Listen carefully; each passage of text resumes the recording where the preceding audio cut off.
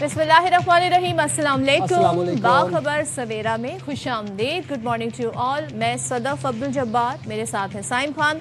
और साइम, अभी हम थोड़ी देर पहले मौसम की बात कर रहे थे। मौसम तो कराची में गर्म ही हो गया। मतलब मैं ये समझ रही थी कि बारिश की चले क्लाउडी वेदर रहेगा, सुबह तक तो बहुत अच्छा होता है, दिन में सूरज 37 डिग्री तक मामला है। बट दोपहर को क्या होता है ये हम सबके समझ से बाहर है। दोपहर को गर्मी होती है, धूप निकल आती है, शाम को फिर बेहतर हो जाता है। लेकिन वो जो मॉनसून वाला मौसम है, जो बरसात और जो सावन वाला सुहाना मौसम है, जो कि मुल्क के बेशतर इलाकों में चल रहा है, आपने प्लेलिस्ट भी बनाई जी, जो इस्लामाबाद और लाहौर में चल रहा है, वो उस टाइप का अभी कुछ कराची में नहीं आया। लेकिन हम फिर भी यही दुआ करते हैं और इसी दुआ के साथ अपने प्रोग्राम का आगाज़ भी करेंगे। कराची में जब भी बारिश हो तो वो रहमत की बारिश हो, क्योंकि हमें डर लगता है कि कराची की बारिश जो है वो हमसे बर्दाश्त नहीं हो पाएगी। कराची की जो सड़कें हैं, कराची का जो इंफ्रास्ट्रक्चर है, वो एक्चुअली ज़रा सा जो नाले वगैरह हैं, ये बड़ा मुश्किल कर देते हैं। बहरहाल हम मौसम की इसलिए बात कर रहे थे, थोड़ी तमीज़ बांधे, थोड़ा आपको बताएं जी हाल चाल कैसा है, मौसम कैसा है।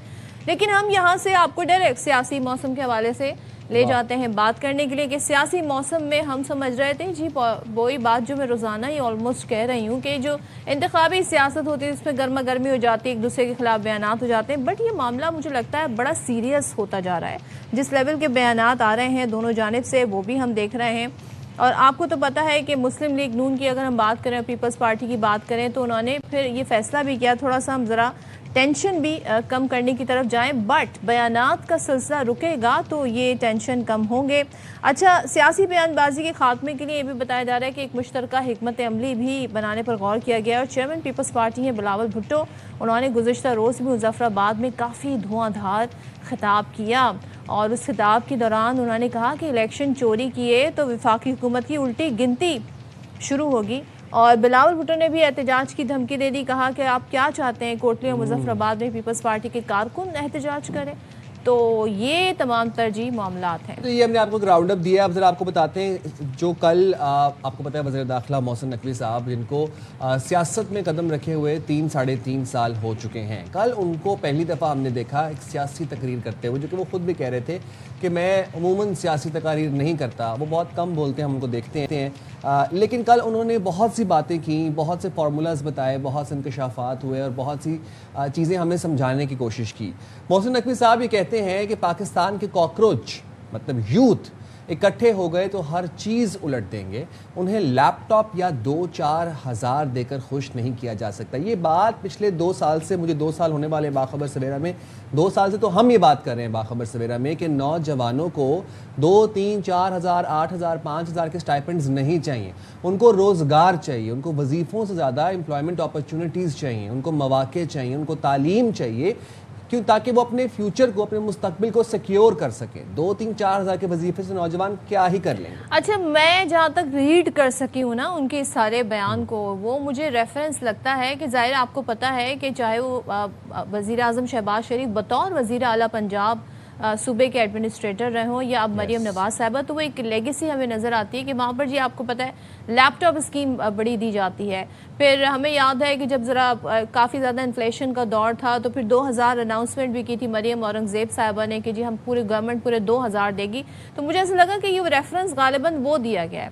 अच्छा, साथ ही वो ये भी कहते हैं कि मसाइल का हल, मसाइल का अंबार है। मोहसिन नकवी साहब ये कह रहे हैं अब इसका हल क्या है, नए इंतज़ामी यूनिट्स और नई क़यादत है। Very interesting. अब नई क़यादत से उनकी क्या मुराद है, ये बड़ा कहना है मोहसिन नकवी साहब से ये बात तो उन्होंने कह दी है। बट इंतज़ामी यूनिट्स का आपको पता है काफ़ी अरसे से शोर भी था।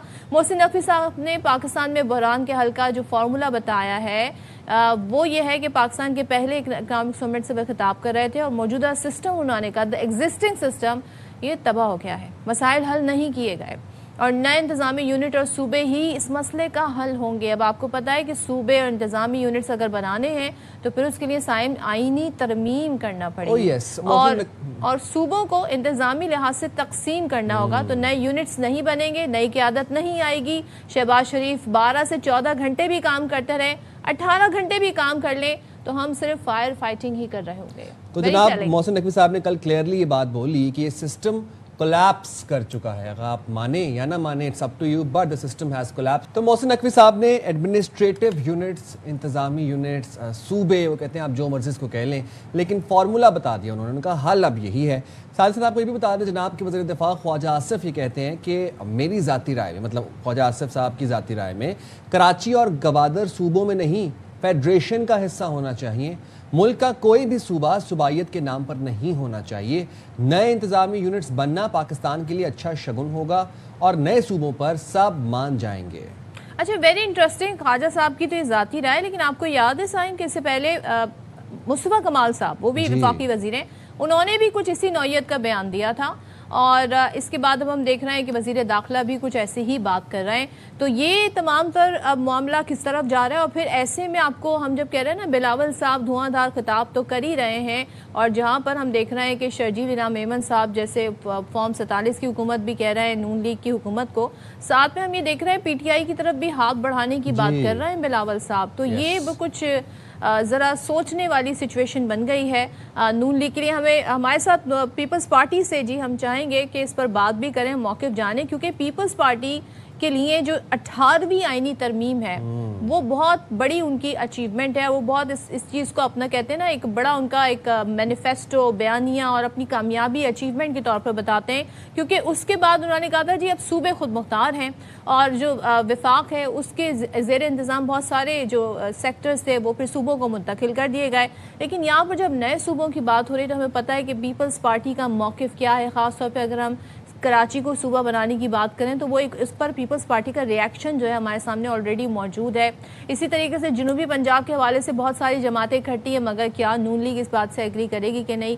तो बहुत सारी ऐसी चीज़ें हैं। इंतज़ामी यूनिट्स बनेंगे तो किस तरह का सिस्टम होगा, सूबे होंगे तो क्या यही सिस्टम एग्जिस्ट करेगा, क्या चेंजेस आएंगे। और सवाल यहाँ पर एक और उठता है कि ये तमाम जो काम है ये आईनी तरमीम के बगैर नहीं हो सकते हैं। तो क्या पीपल्स पार्टी अगर इन बातों पर नहीं एग्री करती है तो आईनी तरमीम हो पाएगी उनके बगैर कि नहीं।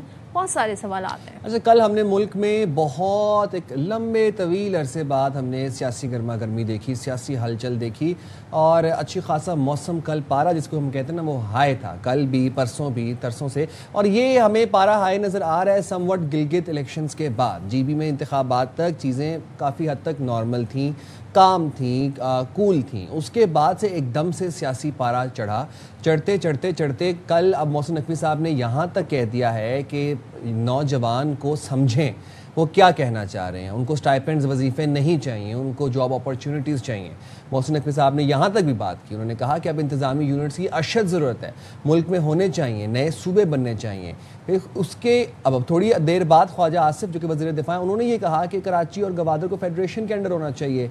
इसी तरह ही मोहसिन नकवी साहब भी जब बात करते हैं तो वो ये कहते हैं कि नए सूबे, अब जनूबी पंजाब को भी एक सूबा बनाना चाहिए। अच्छा, पंजाब का तो खैर ये है ना कि जब वहाँ पर वोट लेने के लिए लोग निकलते हैं, जब सियासी रहनुमा निकलते हैं, जब बात होती है तकारीर होती है, तो वो हर बंदा ये कहता है कि हम इक़्तिदार में आने के बाद जनूबी पंजाब को एक सूबा बनाएंगे, लेकिन इक़्तिदार में जब आ जाते हैं उसके बाद फिर उसकी कोई बात नहीं होती। चले, तो इससे पहले जैसे कि मैं बता रही थी कि अब ये से महज इत्तेफाक समझे कि पहले मुस्तफ़ा कमाल साहब ने नए सूबे, नए यूनिट्स की बात की, फिर बात की वज़ीर दाखिला ने भी ऐसी बात की, और ख्वाजा आसिफ भी इसी तरह का बयान दे रहे हैं। तो बात कर लेते हैं, पीपल्स पार्टी की राय जान लेते हैं कि वो इस सारी सिचुएशन पर क्या कह रहे हैं। पाकिस्तान पीपल्स पार्टी के सीनियर रहनुमा नैयर बुखारी साहब ने ज्वाइन किया। Thank you so much Bukhari साहब ज्वाइन करने के लिए। सबसे पहले तो बताइएगा, अब मैं हवाला तो ऑलरेडी दे चुकी हूँ कि मुस्तफ़ा कमाल साहब हो गए, ख्वाजा आसिफ साहब हो गए, वज़ीर दाखिला कहते हैं कि दहाइयों से जो निज़ाम चल रहा है वो सिस्टम अब फेल हो गया है, यानी एग्जिस्टिंग सिस्टम फेल हो गया है, और मसाइल का एक ही हल है कि नए इंतज़ामी यूनिट बने, सूबे बनाए जाएँ। पीपल्स पार्टी मोहसिन नकवी साहब के इस फार्मूले से कितना इत्तेफाक करती है?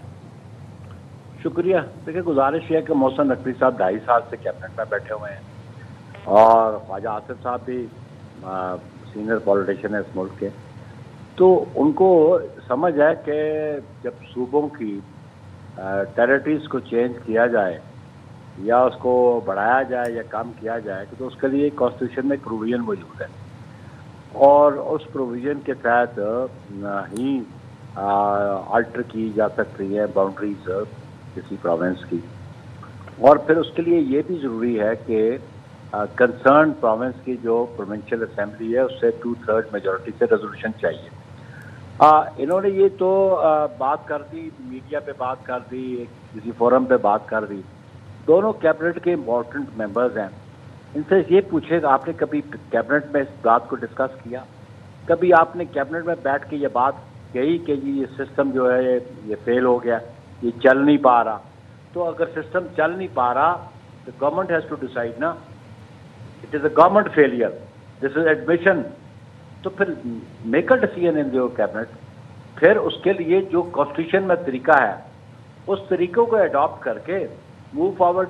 پاکستان پیپلز پارٹی سمجھتی ہے کہ یہ ڈومین جو پرومسز بنانے کی ہے پرائمریلی یہ ڈومین پارلیمنٹ کے پاس ہے. ایک تو اس پروونشل اسمبلی کی 2/3 میجورٹی چاہیے. ٹھیک ہے، اگر کسی کے پاس 2/3 میجورٹی ہے ریزولوشن پاس کرنے کے لیے موو فارورڈ، تو پھر ہم تو ول آف دی پیپل. بخاری صاحب وہ تو آپ ایک اسٹیپ اہیڈ بات کر رہے ہیں نا. میں تو یہ پوچھ رہی ہوں کہ آپ بھی اتفاق کر رہے ہیں کہ سسٹم نہیں چل رہا، ناکام ہو گیا، ایگزسٹنگ سسٹم ناکام ہے، اب انتظامی یونٹس پر آ جاتے ہیں، صوبوں پر آ جاتے ہیں. جیسے کہ بات یہ ہے کہ ہو از ریسپانسبل. نظام نہیں چل رہا تو کون ریسپانسبل ہے؟ تو آپ دیکھیں یہ ایڈمنسٹریٹو یونٹس کی بات کر رہے ہیں اور باقی ملکوں کی بھی بات کر رہے ہیں، لیکن بنیادی بات تو یہ ہے نا کہ پاکستان پیپلز پارٹی عوامی رائے کے ساتھ جائے گی. جو عوامی رائے ہوگی ہم اس پہ اتفاق کریں گے، جو ہم عوامی رائے کا احترام کرتے ہیں. لیکن میں یہ سمجھتا ہوں کہ خواجہ آصف صاحب اپنی کیبنٹ میں بات کریں، پرائم منسٹر صاحب میری قیادت سے بات کریں. میری قیادت سے جب بات کریں گے تو آبویسلی ہمارا جو پالیسی ساز فورم ہے دیٹ از ہماری سینٹرل ایگزیکٹو کمیٹی، ہم وہاں پہ پیپلز پارٹی بیٹھ کے ڈسکس کریں گے، اس کے پروس کونس دیکھیں گے، پروپوز جو ان کے پروونسز ہیں اس کو بھی ڈسکس کریں گے. کیونکہ بخاری صاحب سسٹم کے تحت تو ہم یہ دیکھ رہے ہیں نا، ہر صوبے میں ہر پارٹی کی حکومت ہے. پیپلز پارٹی کی حکومت سندھ میں ہے، کے پی کے میں پی ٹی آئی کی ہے، اس طریقے سے ہم دیکھ رہے ہیں پنجاب میں مسلم لیگ نون کی ہے. تو ظاہر ہے وہ بہت سارے سوال بھی ہیں.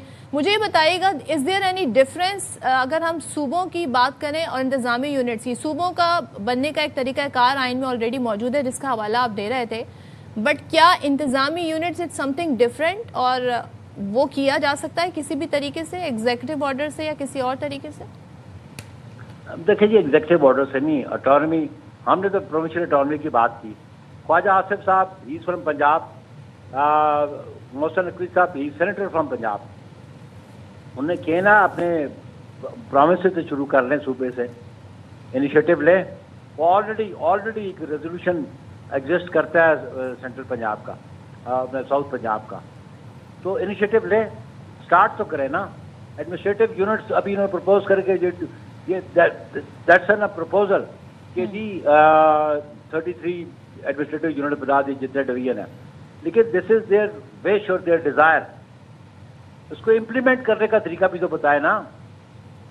بہت سارے کیبنٹ منسٹرز بتائے، سجیسٹ کریں کہ جی یہ طریقہ ہے، اس طرح ہمیں ان صوبوں کو. آپ بھی قانون سے بڑی واقفیت رکھتے ہیں. یہاں پر میں حوالہ دوں گی احسن بھون صاحب کا. وہ یہ کہتے ہیں کہ آئین کا آرٹیکل 1 انتظامی یونٹ بنانے کی اجازت دیتا ہے اور آئین کے تحت کسی بھی علاقے کو وفاقی علاقہ قرار دیا جاتا ہے، دیا جا سکتا ہے.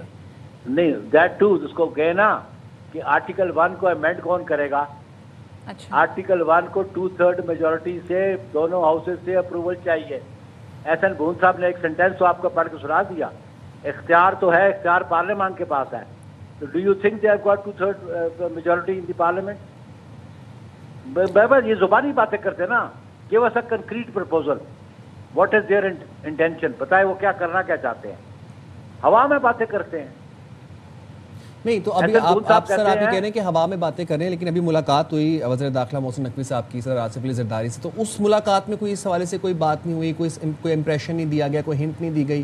اینڈ آلسو جب وزیر دفاع خواجہ آصف صاحب یہ بات کر رہے ہیں کہ کراچی کو اور گوادر کو فیڈریشن کے انڈر دے دینا چاہیے، تو سر کچھ تو ہوگا اس کے بیک گراؤنڈ میں، کوئی تو بات ہوگی. وزیر داخلہ بھی اشارے دے رہے ہیں، وزیر دفاع بھی اشارے دے رہے ہیں. دیکھیں جی پھر یہ تو ان کے نالج میں نہیں ہے. میں تو اس میں میٹنگ میں شریک نہیں تھا، لیکن پھر کراچی اور گوادر کی جب یہ بات کرتے ہیں، میں یہ نہیں کہتا ہوں کہ پروویژنز نہیں ہیں کانسٹیٹیوشن میں، تو سجیسٹ کریں نا کس طرح آپ کریں گے اس کو. الٹیمیٹلی طریقہ تو ہم آئینی اختیار کریں گے نا کہ ہم ایگزیکٹو آرڈر سے تو یہ کر نہیں سکتے. احسن بون سے میرا سوال ہے کہ احسن بون ایگزیکٹو آرڈر سے ایڈمنسٹریٹو یونٹ نہیں بنائے جا سکتے، اچھا کیونکہ پروونشل اٹانومی ہے، پروونس کی اسمبلی ہے، ان کے پاس اختیار ہے۔ اچھا، ہم تو 28ویں آئینی ترمیم کے بارے میں بھی سنتے رہتے ہیں، اور اس میں بھی جیسے ایم نے بھی مطالبہ رکھا تھا تو وہ بھی کہتے ہیں جی 1 یونٹ بن جائے، انتظامی یونٹ بن جائے۔ تو یہ آپ کو لگتا ہے جو 28ویں ترمیم ہے اس کی نوک بلک سدھارنے میں یہ بڑا اہم رول پلے کریں گے یہ تمام تر ایشوز؟ دیکھیے جی، ایم بھی کیبنٹ کا حصہ ہے۔ جو پروپوزڈ امینڈمنٹ ابھی تک تو ان بلیک اینڈ وائٹ تو سامنے نہیں آئی، اسپیکولیٹو ہے نا یہ سارا، یہ بھی ہو سکتا ہے، یہ بھی ہو سکتا ہے۔ ابھی تک میرا خیال ہے آپ نے بھی کبھی، آپ کے سامنے بھی کوئی اس قسم کی پروپوزل نہیں آئی، تو میں نے تو ان کو یہ کہتا ہوں کہ وہ صدیقی صاحب اور وہ بیٹھے ہوئے ہیں کیبنٹ میں، کیونکہ کوئی بھی چیز امینڈمنٹ آئے گی تو فرسٹ اپروول جو ہوتی ہے وہ اس کی ہوتی ہے کیبنٹ کی۔ آیا انہوں نے کیبنٹ میں یہ کوئی انیشیٹو لیا ہے؟ کیبنٹ میں انیشیٹو لیتے، پھر اس کے بارے میں کوئی بات ہوتی، پھر میری قیادت سے بات ہوتی۔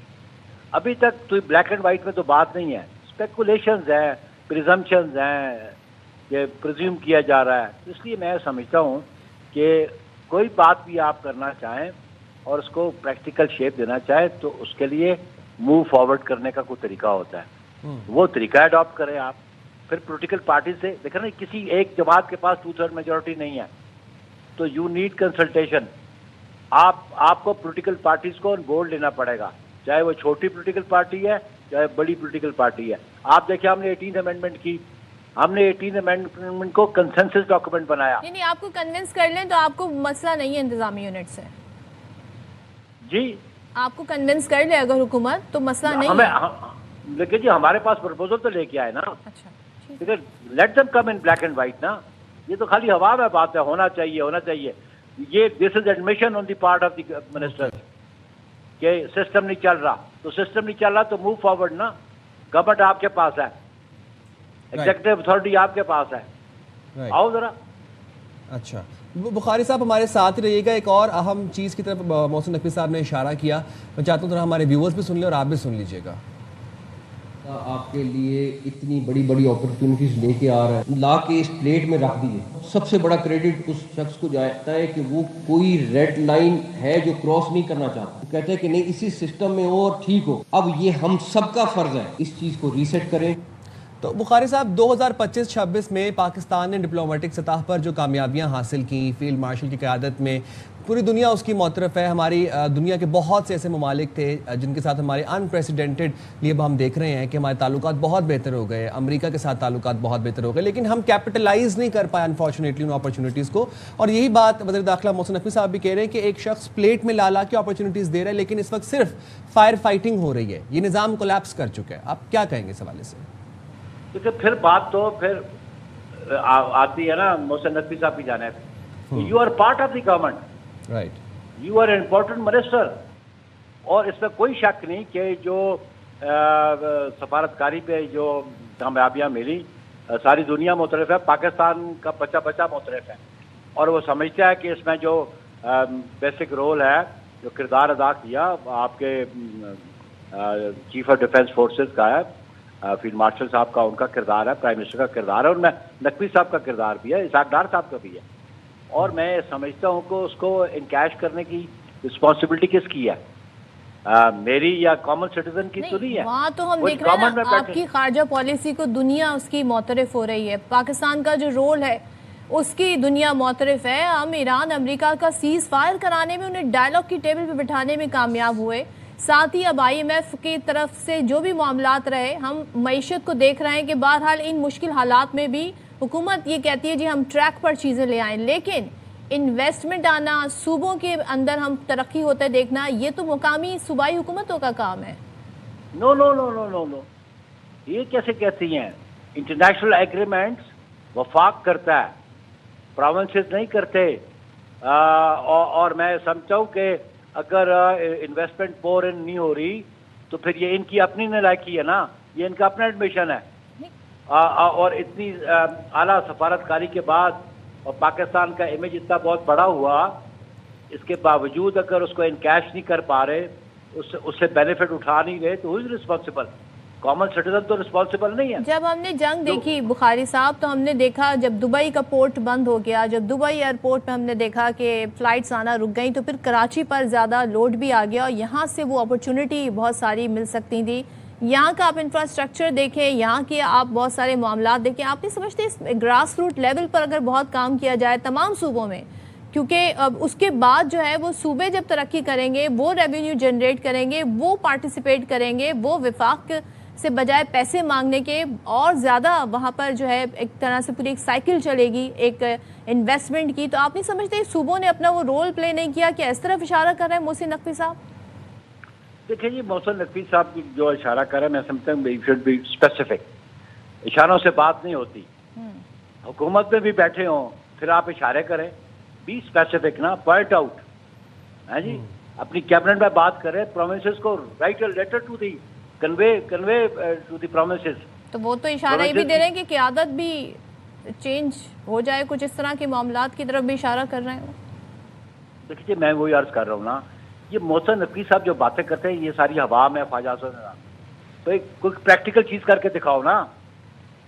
आपने कन्वे किया किसी प्रोविंस को ये बेनिफिट्स आप उठा सकते हैं कि ये इनिशिएटिव ले, मतलब बॉर्डर ट्रेड है तो ट्रेड जो है with the export and import, this is not the subject of the provinces, this is subject of the federation. ये वफाक का है सब्जेक्ट, उस पर आप इनिशिएटिव लेते तो आपके बॉर्डरिंग कंट्रीज में।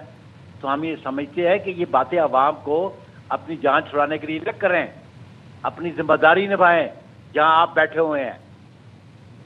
राइट, ठीक है, बहुत शुक्रिया नैयर बुखारी साहब, आपने प्रोग्राम के लिए वकाला, और उन्होंने यही कहा कि ये बातें जो हैं वो कॉन्क्रीट तरीके से उन तक पहुंचाई जाएं, प्रपोजल पहुंचाई। यस, ब्लैक एंड वाइट में वो ये कह रहे हैं कि मोहसिन नकवी साहब हवाई बातें कर रहे हैं जो कि उनके करना नहीं बनती। वो अब वफाकी वज़ीर दाखिला हैं तो वो कॉन्क्रीट बातें करें। मूविंग फॉरवर्ड जनाब, हम ज़रा आपको बता देते हैं कि पाकिस्तान मुस्लिम लीग नून और पीपल्स पार्टी में अब क्या चल रहा है। रिसेंटली लेटली पाकिस्तान मुस्लिम लीग नून और पीपल्स पार्टी ने सियासी तनाव कम करने का फैसला कर लिया है। और ये कैसे फैसला हुआ? मुजफ्फराबाद में नून लीग और पीपल्स पार्टी की आला क़यादत के दरमियान मुलाकात हुई। रहनुमाओं ने एक दूसरे को गले लगाया। कल तक जो रहनुमा एक दूसरे के खिलाफ सियासी तुंदो तेज़ बयानात दे रहे थे, मैं ये कहूँगा कि इंतहाई मतलब एक्सट्रीम पे जाके एक दूसरे पर इल्ज़ाम तराशियाँ कर रहे थे, आज वो गले लग चुके हैं। मुजफ्फराबाद में सियासी बयानबाजी के खात्मे के लिए मुश्तरका हिकमत अमली पर गौर किया गया, लेकिन chairman peoples party Bilawal Bhutto Zardari ने गुज़िश्ता रोज़ मुजफ्फराबाद में फिर से धुआंधार तकरीब कर दी।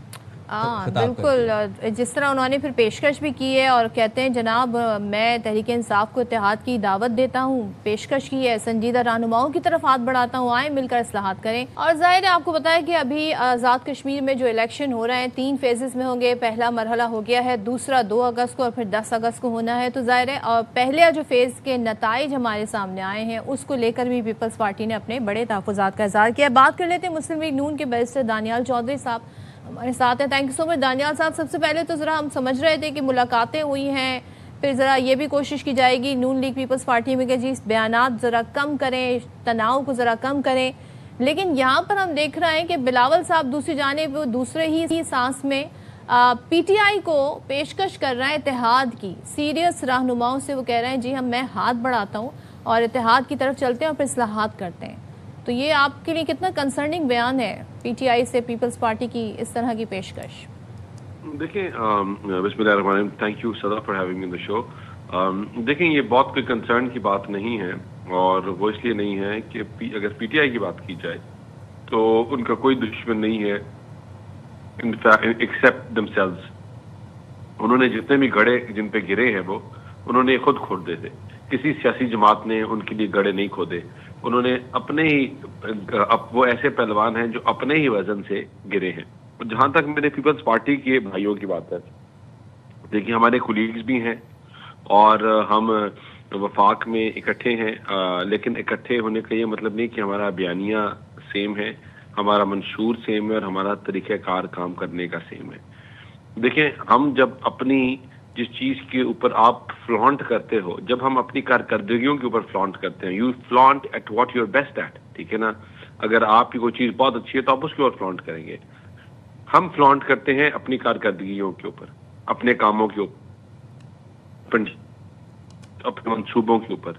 جب ہم ان کے اوپر بات کرتے ہیں تو پیپلز پارٹی کے دل میں جا کے لگتی ہے. بلاول صاحب اور ان کی جماعت کے اور جو لیڈران ہیں وہ جو ہے بڑے اس میں اپنے دل پہ لگ کر اور بڑی پرسنل سٹیٹمنٹس دینے شروع ہو جاتے ہیں. دیکھیں اگر کراچی کا یہ حال ہے, کراچی کی روڈوں کا یہ حال ہے, کراچی کی سڑکوں کا یہ حال ہے, مطلب اندھے ہیں لوگ. ایئرپورٹ سے نکلیں, آپ ایئرپورٹ سے باہر نکلیں, اپنی خالی دیواریں اور اپنا حال تو دیکھیں کراچی کا کیا انہوں نے کر دیا ہے. آپ کل وہاں گند اور پرندوں کی بٹھے دیکھ کے آپ پریشان ہو جاتے ہیں کہ من what is this. آپ وہاں سے گزرتے ہو تاریں دیکھ کے پریشان ہو جاتے ہیں کہ یہ کیا ایک کیپٹل سٹی ہے, مطلب واٹ از اٹ. یہ جو لائٹوں کا شہر تھا آپ نے اس کو کیا بنا دیا. آپ موبائل اپنی جرابوں کے نیچے چھپا رہے ہو اور آپ بات کر رہے ہو کہ یہ انٹرنیشنل یا کیپٹل سٹی ہے. تو ہم جو ہے جب بات کرتے ہیں کارکردگی کی تو ہم مناظرہ کرتے ہیں پنجاب کا اور سندھ کا, یا پنجاب کا یا پاکستان کے کسی اور صوبے کا, جہاں ہم نے ڈیلیور کیا, ڈیلیورنس کے اوپر سیاست کی. ہم نے ایک چھوٹے پروجیکٹ کے اوپر, آپ بڑے پروجیکٹس چھوڑ دیں, انفراسٹرکچر چھوڑ دیں, ہاسپٹل چھوڑ دیں, آپ گرین بسز چھوڑ دیں, ہماری جو پنک سالٹ ہے اس کا بھی پروجیکٹ ہے, جھینگے ہیں ان کا بھی پروجیکٹ ہے, مچھلیاں ہیں ان کے اوپر بھی کام کیا جا رہا ہے. اس دفعہ فرسٹ ٹائم ایگریکلچر پالیسی وہ بھی the, farm to cattle to farm road, مطلب دیر سو مینی پروجیکٹس ان. اچھا دانیل صاحب, ابھی تھوڑی دیر پہلے نیر بخاری صاحب سے بات ہو رہی تھی اور وہ بیان جو خواجہ آصف نے بھی دیا, پھر وزیر داخلہ محسن نقوی نے بھی دیا کہ جو موجودہ سسٹم ہے وہ ناکام ہو گیا ہے, اب نئے انتظامی یونٹس بنے, نئے صوبے بنے تو کچھ بہتری آ سکتی ہے. انہوں نے وزیر اعظم کے حوالے سے کہا کہ وہ 14 گھنٹے کام کرتے ہیں, وہ 18 گھنٹے بھی کام کر لینا تو بس وہ فائر فائٹنگ ہی ہے. پھر دوسرا والا انہوں نے دیا کہ جی ایک شخص 20 گھنٹے کام کر رہا ہے اور پھر وہ انویسٹمنٹ بھی آ رہی ہے, تعریفیں بھی ہو رہی ہیں, اسے کیپٹلائز اس طرح سے نہیں کیا جا رہا. تو نیر بخاری نے اس کا جواب یہ دیا جناب کہ یہ تو اپنی قیادت کے حوالے سے پوچھیں کہ پھر تو ناکامی ادھر ہے. تو آپ سمجھتے ہیں کہ وزیر اعظم پر عدم اعتماد کا اظہار پیپلز پارٹی کر رہی ہے اس معاملے پر؟ دیکھیں جب آپ کارکردگی اور کام کی بات کرتے ہیں, اگر آپ محسن نقوی صاحب کی بات کر رہی ہیں, دیکھیں ہم ڈے ون سے کیا کہہ رہے ہیں, پیپلز پارٹی بار بار ہم سے کیوں ناراض ہو جاتی ہے کہ ہم جب بات کرتے ہیں کہ آپ نے 18ویں ترمیم کی روح کو ایڈریس کرنا ہے, اس کی روح یہ تھی delegation and devolution of power. Delegation and devolution of power کا مطلب یہ تھا کہ آپ نے صوبوں کو پیسے دینے ہیں, پیسے ایسا نظام ہوگا جو پیسے ٹرکل ڈاؤن افیکٹ کر کے عام بندے تک چلیں اور نوکریاں اور چیزیں بنیں اور چیزیں ایزیلی مینیجیبل ہوں. صرف آج بھی Peoples Party shy of it, they have been shy of it from day one, اور وہ اس نظام کو بننے نہیں دیتے. اسی طرح جب تک ہم بیٹھ کر ان چیزوں کو ایڈریس نہیں کریں گے تو سسٹم جو ہے چیزیں ٹھیک نہیں ہوں گی. کسی کی بات کی جاتی ہے اور اس میں کوئی چیز غلط نہیں ہے. دیکھیں پیسے آپ نے کیسے ڈسٹریبیوٹ کرنے, یہ این ایف سی میں ریویژن کی ضرورت ہے, این ایف سی ایوارڈز میں اس کی ریویژن کی ضرورت ہے. پیسے کس طرح کب کیسے جائیں گے, لوکل باڈیز کے الیکشن کیسے کب کہاں ہوں گے, اس میں ریویژن کی ضرورت ہے. یہ تمام وہ چیزیں ہیں جس سے مضبوط ہوگا, اور اسمالر یونٹس جب بھی بنتے ہیں تو اس سے مضبوطی آتی ہے, چیزیں بہتر ہوتی ہیں. لیکن مجھے لگتا ہے یہ فی الحال کاغذی باتیں ہیں, کچھ امپلیمنٹیشن میں نیئر فیوچر میں ہوتے ہیں نہیں دیکھا, لیکن جب بھی ہوگا اس کا ایک پازیٹیو اثر ہوگا, چیزیں بہتر ہوں گی. جہاں تک پیپلز پارٹی کی بات ہے, دیکھیے ہم اپنے صوبے کا حال دیکھیں. کیا وہ کشمیر میں جا کے کہہ سکتے ہیں کہ ہم آپ کو لاڑ کھانا بنائیں گے؟ کیا وہ کہہ سکتے ہیں آپ کو خدا بخش جو کیا ہم آپ کو یہ بنائیں گے؟ کیا وہ آپ کو کہہ سکتے ہیں کہ ہم آپ کو کلچر اور انفراسٹرکچر دیں گے؟ لوگ مطلب کہ they have ruined entire city. Bilawal صاحب باتیں کر رہے تھے, ان کے لیڈران جو باتیں کرتے ہیں, دیکھیے ہر صبح جو ہے نا خالی ترین کے بعد اپنا پیسہ کو جنریٹ کرتے ہیں. مطلب جنریشن کدھر گئی ہے, بزنس کدھر گئے ہیں, لوگ چھوڑ کے آپ کے صوبے سے لوگ آ گئے ہیں.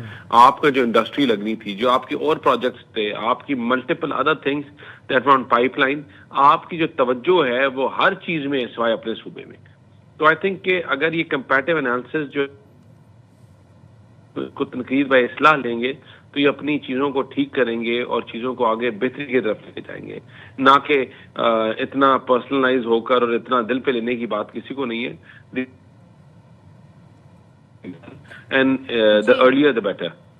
ٹھیک ہے دانیل چودھری صاحب, تھینک یو سو مچ, آپ کا موقع آ گیا. اور ہم یہ دیکھ رہے ہیں کہ نون لیگ جو ہے وہ ایک ہی بات بار بار دہرا رہی ہے. جب بھی پیپلز پارٹی کی جانب سے تنقید آتی ہے وہ کہتی ہے جی کہ آپ کشمیر میں جا کر یہ کہہ سکتے ہیں کہ ہم کشمیر کو کراچی بنا دیں گے. وہ کراچی کے جو کام ہے, جو یہاں کی حالت زار ہے, اس کے حوالے سے ریفرنس دیتے ہیں کہ آپ نے کیا کیا ہے یہاں پر. تو جناب یہاں پہ ہم چھوٹی سی بریک لے لیتے ہیں, حاضر ہوتے ہیں بریک کے بعد. اسٹے دیئر ود اس.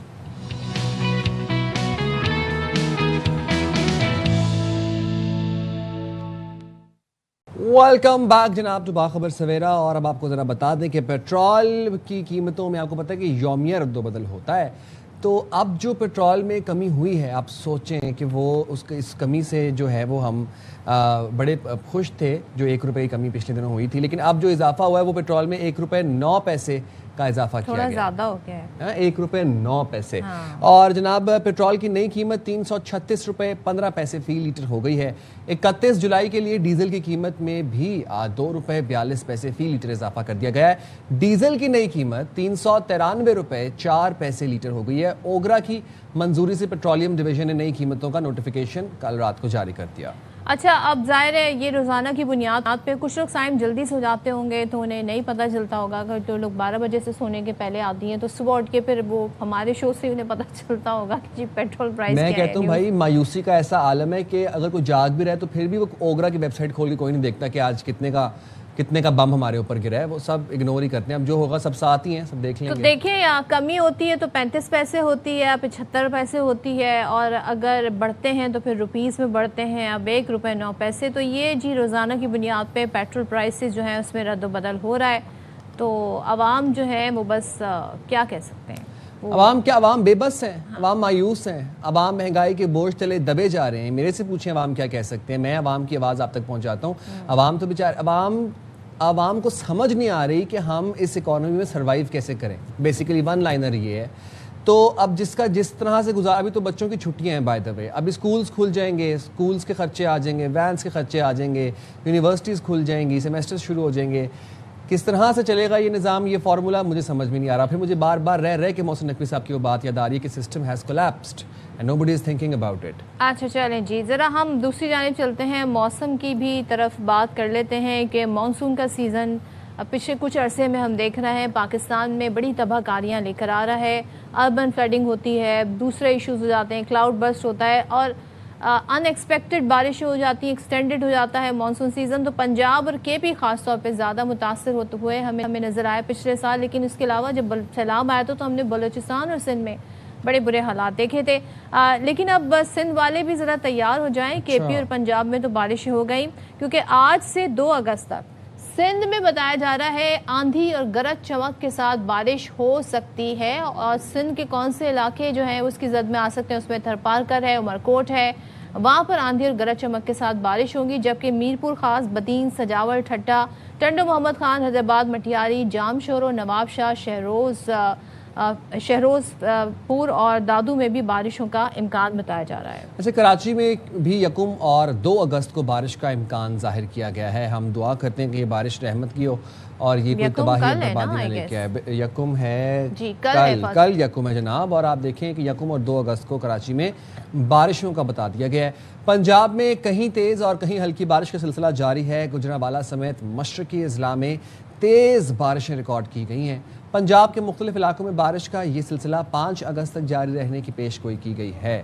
تو پنجاب والے بھی اب تھوڑے بی پریپیئرڈ فار اٹ, کیونکہ ہم دیکھتے ہیں کہ اس دفعہ تھوڑے دنوں پہلے جو بارش ہوئی ہے پنجاب میں, لوگوں کے گھروں کے اندر پانی آ گیا بہت سے پوش علاقوں کے اندر. اور جو کراچی والے ہیں وہ بھی اب تھوڑے ہوشیار ہو جائیں, ایکٹیو ہو جائیں, اور just be prepared for it. اور میں ایک بار آپ لوگوں کو بتا دوں کہ جب بارشیں سنس ہونے لگی ہیں کراچی کے اندر, کھمبوں سے آپ نے دور رہنا ہے, بجلی کے پول سے دور رہنا ہے آپ نے, اور کھڑے پانی کے اندر آپ لوگوں نے پلیز اس کو اوائڈ کرنا ہے. اچھا, ایک جو ہم چیز دیکھ رہے ہیں, جو کیجویلٹی جس سے زیادہ ہو رہی ہیں وہ چھتوں کا کولیپس ہو جانا ہے. اب مانسون کی جو مسلسل بارش ہیں اس دوران ہم دیکھ رہے ہیں ایسی عمارتیں جو مخدوش ہیں, خستہ حال ہیں, وہاں پر شہریوں کے لیے بڑا خطرہ وہ بن گئی ہیں. لاہور کے علاقے باغبان پورہ میں افسوسناک حادثہ پیش آیا تھا جس میں 3 منزلہ رہائشی مکان کی جو کہتے ہیں نا چھت گر گئی تھی, جس کے نتیجے میں بچوں اور خواتین سمیت سوچیں 11 افراد زندگی کی بازی ہار گئے, جبکہ متعدد افراد بھی زخمی. اب ریسکیو کام یہ بتا رہے ہیں کہ جو ریسکیو اینڈ سرچ آپریشن ہے مکمل کر لیا گیا ہے, اور جو لوگوں کو ملبے سے نکالا گیا پھر ان کو قریبی اسپتال منتقل کیا گیا ہے. اب یہ تمام تر اقدامات ہیں. لوگوں سے کہا جا رہا ہے کہ وہ ذرا دیکھیں کہ ان کے گھروں کی حالت زار کیا ہے, تاکہ اس طرح کے दिलखराश वाक़यात से बचा जा सके। अच्छा जी, तो चलिए जी बात कर लेते हैं। फिर हमारे साथ मौजूद हैं लाहौर से हमारे नुमाइंदे होंगे, हमें सारी तफसीलात से आगाह करेंगे ख्वाजा नसीर, और साथ ही कराची की, मैं सॉरी टू कट यू, लेकिन कराची में जो बारिश की पेशगोई हुई है, अब उसके साथ ही हम देख रहे हैं जो शहर के इलाके, खासतौर पर जो पुराना कराची के एरियाज़ हैं, वहाँ पर जो इमारतें हैं, लंबी लंबी बिल्डिंग्स बनी हुई हैं, वो भी खतरे की अलामत बनी हुई हैं। और उसका एक सर्वे भी रिसेंटली हुआ था जिसमें बहुत सारी इमारतों को ये बताया गया था कि या तो ये डिमोलिश होना बहुत ज़रूरी है या इनकी मेंटेनेंस और रिपेयर होना बहुत ज़रूरी है। क्या यहाँ पर सिंध मिलजुल कंट्रोल अथॉरिटी ने जो बताया था उसके मुताबिक जो इमारतें हैं जो ख़तरनाक करार दी गई हैं, उन पे कोई काम हुआ है कि नहीं बारिशों से पहले, ये जानना ज़रूरी है। बिल्कुल जी, सबसे पहले ज़रा लाहौर का रुख कर लेते हैं। ख्वाजा नसीर हमारे साथ मौजूद हैं। ख्वाजा नसीर, यके बाद दीगरे छतें गिरने के वाक़यात रिपोर्ट हो रहे हैं लाहौर से, चाहे वो रायवेंड से हो, चाहे वो बागबानपुरा से हो, चाहे वो काना गज्जूमत्ता से हो। क्यों ये वाक़यात रिपोर्ट हो रहे हैं? कोई डिपार्टमेंट, कोई कमीशन, कोई इस तरह का कोई कमेटी बनाई गई है कि जो एटलीस्ट ये तो मेक श्योर करे कि जो इमारतें हैं इनकी छतें क्या मखदूश हैं, इनकी दीवारों में क्रैक्स हैं? क्या किया जा रहा है इस हवाले से लाहौर में? बिल्कुल जी साइम, मैं इस वक्त यहाँ ज़िले हुकूमत लाहौर के हेडक्वार्टर टाउन हॉल में मौजूद, और मैं आपको बताऊँ कि लाहौर में सैकड़ों ऐसी इमारतें हैं, और जो 2025-26 का सर्वे था जो कि मानसून शुरू होने से पहले ज़िले हुकूमत ने और वर्ल्ड सिटी अथॉरिटी ने मिलकर किया था, उसके मुताबिक 350 के करीब ऐसी इमारतें हैं जो इंतहाई मखदूश है। और इन इमारतों के अंदर हज़ारों लाहौरी आबाद है जो यहाँ पर इन लटकती हुई छतों के अंदर अपनी ज़िंदगी गुजार रहे हैं, अपने अहले खाना के साथ गुजार रहे हैं। अगर आप देखें तो लाहौर में सबसे ज़्यादा जो मखदूश इमारतें हैं वो वर्ल्ड सिटी अथॉरिटी की जुरिस्डिक्शन के अंदर आती हैं। वर्ल्ड सिटी अथॉरिटी की जुरिस्डिक्शन जो है वो 12 दरवाज़े लाहौर के, जो पुराना लाहौर है वो है। उसके अलावा 12 दरवाज़े लाहौर के बाहर की जो हदूद है वो तमाम तर जो आती है वो डिस्ट्रिक्ट एडमिनिस्ट्रेशन के कंट्रोल में आती है। जो वर्ल्ड सिटी अथॉरिटी की हदूद है उसके अंदर 254 इमारतें हैं, उन्हें मखदूद करार दिया गया है। इन इमारतों में से 101 इमारतें जो हैं वो रिपेयरेबल हैं, जबकि 105 इमारतें ऐसी हैं जिनके बारे में ये सिफारिश की गई है कि इन्हें डेमोलिश कर दिया जाए या इन्हें विकेट करा दिया जाए। जबकि 48 के करीब वर्ल्ड सिटी की हदूद में ऐसी इमारतें आती हैं जिनके बारे में डिक्लेयर किया गया है कि बेशक लोग यहाँ पर आबाद है, लेकिन इनकी आबादी के बावजूद ये इमारतें इस काबिल नहीं है कि लोग यहाँ पर ज़िंदगी गुजार सके। दूसरी जानिब जो बाकी का लाहौर है उसमें तकरीबन 83 के करीब ऐसी बिल्डिंग्स हैं जिन्हें आइडेंटिफाई किया गया कि ये बिल्डिंग्स रहने के काबिल नहीं है, जब इनमें इंतहाई ख़तरनाक जो इमारतें हैं उनमें से 48 इमारतें को डिक्लेयर किया गया है।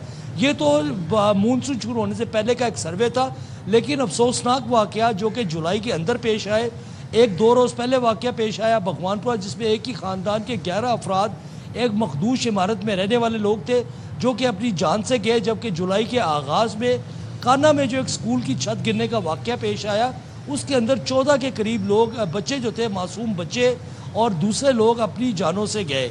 अगर आप ओवरऑल लाहौर में देखें तो अभी तक जो आपने बात की कि किसी किस्म का कोई कमीशन या किसी किस्म की कोई अथॉरिटी ऐसी हो जो कि इन तमाम तर चीज़ों को, तो ये दोनों अथॉरिटीज़ जो हैं, वर्ल्ड सिटी अथॉरिटी और डिस्ट्रिक्ट एडमिनिस्ट्रेशन, उन्होंने इन जो डेंजरस बिल्डिंग्स हैं इनमें रहने वाले लोगों को बाकायदा नोटिस सर्व किए हुए हैं कि वो अपनी इमारतों की या तो मुरम्मत करवाएं या इन्हें खाली कर दें। लेकिन सबसे बड़ा मसला यहाँ के रहने वालों के लिए गुर्बत है। वो उनका ये कहना है, रहने वालों का, जो यहाँ के मकीन है, वो कहते हैं कि हम अपने बच्चों के पेट भरे जाए, इन इमारतों को जिनमें हम रहते हैं उनको मुरम्मत वगैरह कराएं। ये फैसला करना बड़ा मुश्किल है। साथ ही रहिएगा, आपसे मजीद भी इस पर बात करेंगे। हमारे साथ मौजूद हैं कराची से अफजल परवेज़, और जानेंगे अफजल से। अफजल बताइएगा, माजी में भी हमने देखा कराची में इमारतें गिरने के वाक़यात सामने आए, तो शहरियों को महफूज रखने के लिए जो इंतज़ामिया है या जो उससे रिलेटेड मुताल्लिका इदारे कोई इक़दाम किए उन्होंने?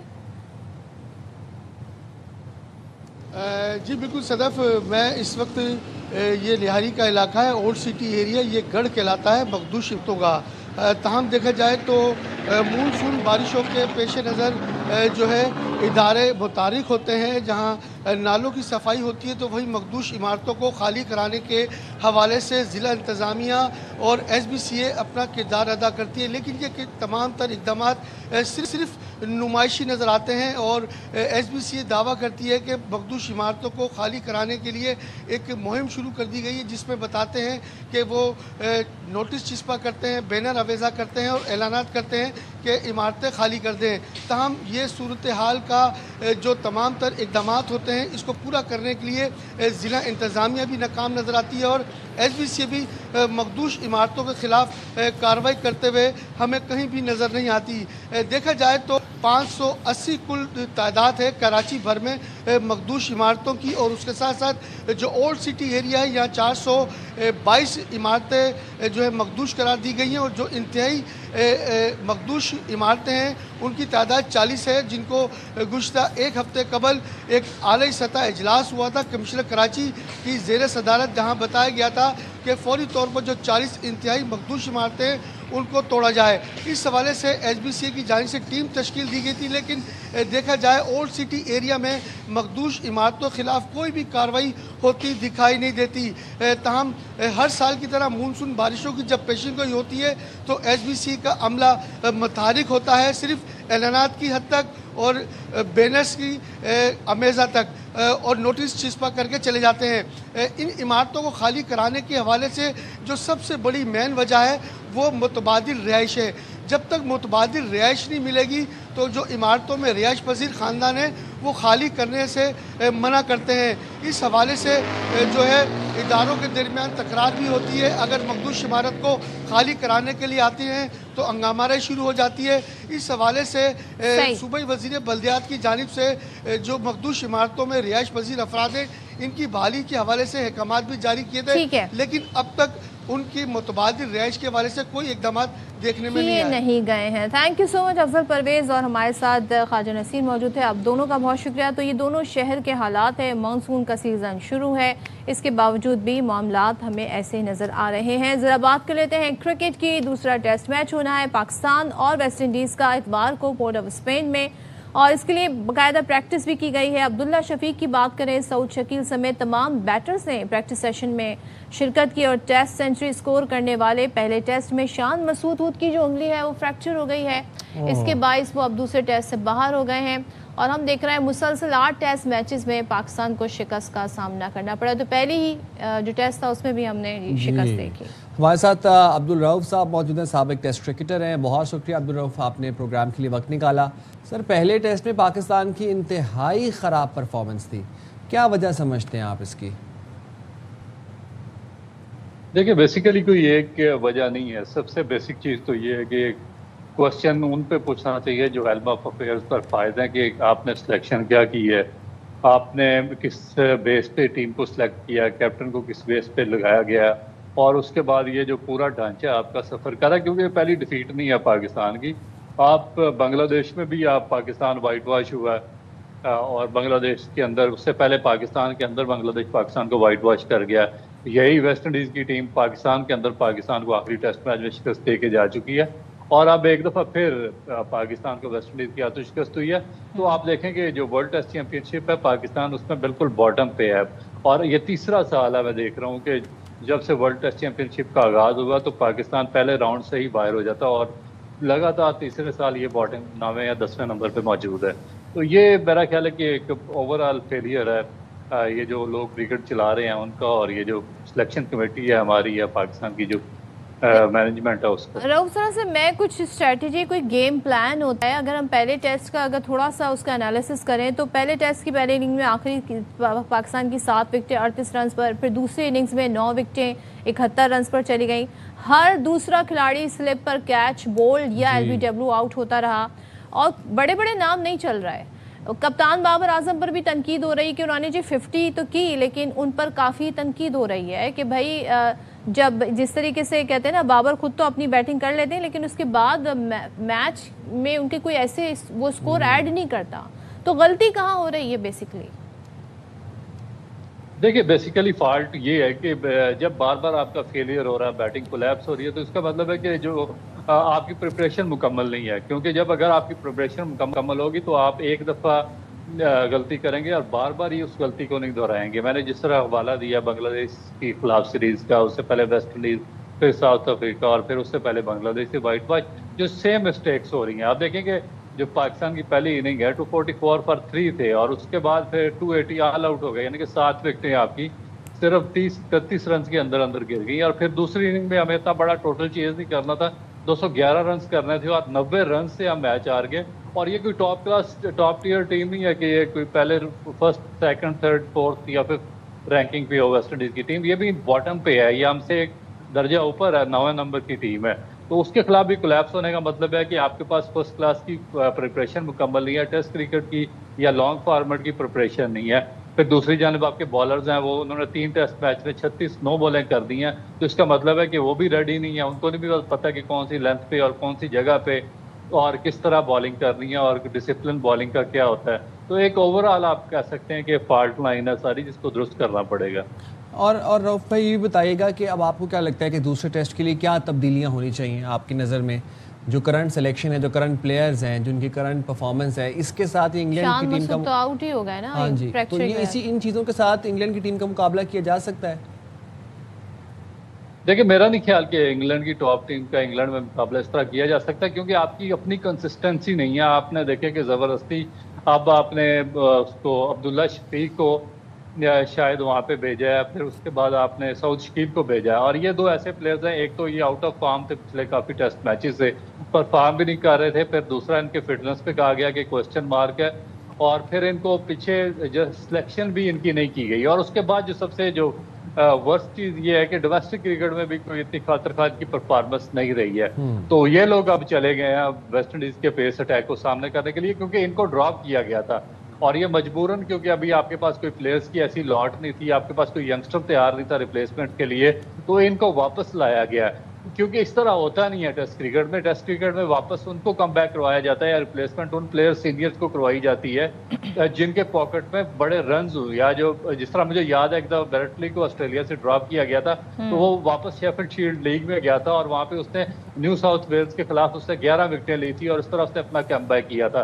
तो टॉप प्लेयर्स तो इस तरह परफॉर्म करके आते हैं और कम बैक करते हैं, यहाँ पे तो कोई इस तरह का डिसिप्लिन नहीं है, और अब मेरा नहीं ख्याल कि ये लोग इतना ज्यादा इम्पैक्ट क्रिएट करेंगे second test. Okay, let's see. Thank you so much Abdul Rauf हमारे साथ थे। इतवार से जी सेकंड टेस्ट हो रहा है वेस्ट इंडीज के खिलाफ, देखते हैं जी इस बार स्ट्रैटेजी क्या होती है और क्या हम ये टेस्ट जीतेंगे कि नहीं। हम लेंगे छोटी सी ब्रेक, हाजिर होंगे ब्रेक के बाद। Stay there with us.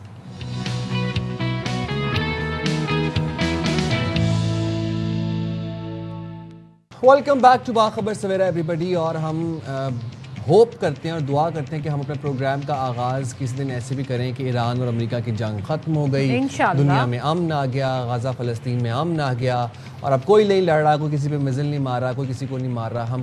हम दुआ करते हैं कि हम किसी दिन अब ऐसे भी अपने प्रोग्राम का आगाज़ करें। लेकिन ईरान और अमेरिका का राउंड अप आपको बताने जा रहा हूँ। ईरान और अमेरिका जनाब एक दूसरे पे हमले करने से बाज नहीं आ रहे। पाकिस्तान और कतर भरपूर कोशिशें कर रहा है, मुखलिसाना कोशिशें कर रहे हैं कि किसी तरीके से मफाहमत करा दी जाए, किसी तरीके से बातचीत से जो है मामला हल हो जाए, लेकिन नहीं, दोनों नहीं बाज आ रहे। ईरान ने 3 अमरीकी तैयारे तबाह करने का दावा कर दिया है। पाकिस्तान इनकलाब ने उर्दन में अल अज़र एयर बेस पर हमले की वीडियो जारी कर दी, जिसमें कहा गया है कि हमले में मुताद्दिद अमरीकी अफसर और अहलकार मारे गए। ईरान ने कुवैत में भी अमरीकी अड्डे को निशाना बनाया, 2 ड्रोन हैंगर्स और ईंधन डेपो तबाह करने का दावा भी किया है। अच्छा, पासदारान इनकलाब के हवाले से आपको बता दें कि उन्होंने जी जनाब धमकी दी है कि अमरीकी हमलों में ताउन करने वाले जो मुल्क हैं वो सख्त हमले के लिए फिर तैयार हो जाएं। और साथ ही हम ये देख रहे हैं कि अमरीकी फ़ौजी कमांडर ने तैयारे गिराने का जो ईरानी दावा है ना, उसे मुस्तरद कर दिया है, उसकी तरदीद कर रहे हैं। और सेंटकॉम के मुताबिक उर्दन में F-35 तैयारे तबाह या नुकसान का शिकार नहीं हुए। ईरानी मिसाइल ड्रोन या तो रोक लिए गए, वो ये कहते हैं, या अहदाफ तक नहीं पहुंच सके। अमेरिका के 20 से ज़्यादा जंगी जहाज़, सैकड़ों तैयारे और हज़ारों एहलकार नाकाबंदी पर अमल दरामद यकीनी बना रहे हैं। अच्छा, ये आप लोगों को पता ही है सदफ के अब स्ट्रेट ऑफ हॉर्मोज के ऊपर अब ये सारा इशू दोबारा से रिवोक हो गया। अब जब स्ट्रेट ऑफ हॉर्मोज की अहमियत ख़त्म होती जा रही है, सब दुनिया को पता चलता जा रहा है कि स्ट्रेट ऑफ हॉर्मोज या जो बाकी स्ट्रेट्स हैं जहाँ से तिजारत, जहाँ से शिपमेंट्स होती हैं, कार्गो आता है, वहाँ पे इश्यूज़ हो सकते हैं, ममालिक वहाँ पे चीज़ें क्रिएट कर सकते हैं, कॉन्फ्लिक्ट क्रिएट कर सकते हैं। तो बाब अल मंदब, बुहरा अहमर और खलीज अदन में जहाज़ों और ऑयल टैंकरों की हिफाजत के लिए इकदाम अब शुरू कर दिए गए हैं। सऊदी अरब की सरबराही में बहरी दिफाई इत्तेहाद बनेगा। सऊदी अरब की सरबराही में बहरी दिफाई इत्तेहाद बनेगा। पाकिस्तान, तुर्की, मिस्र, कतर, यमन, उर्दन, कुवैत समेत 14 मुल्कों ने हमायत का ऐलान कर दिया इस इत्तेहाद की।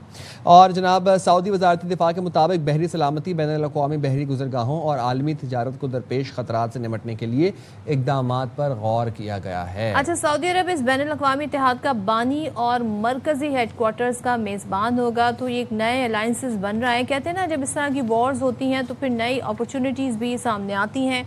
अब मुस्तकिल यहाँ की नाकाबंदी का जो मामला है, इस पर जो हम देख रहे हैं स्टैंड ऑफ है, उसको लेकर अब दुनिया और ख़ास तौर पे वो ममालिक जो ज़्यादा डिपेंडेंट थे आबना हरमुज़ पर, वो अब एक नए रूट की तरफ जा रहे हैं, तो ये एक बड़ी डेवलपमेंट है। अच्छा, ईरान के साथ जंग के दौरान अमरीकी असला ज़खायर में कमी की इत्तलात भी काफ़ी ज़्यादा आ रही हैं और ये रिपोर्ट भी किया जा रहा है। अमरीकी महकमा दिफा ने असला साज कंपनी लॉकहीड मार्टिन को पैट्रियट इंटरसेप्टर मिसाइलों की तैयारी के लिए 58.6 अरब डॉलर का एक बड़ा मुआहदा दे दिया है।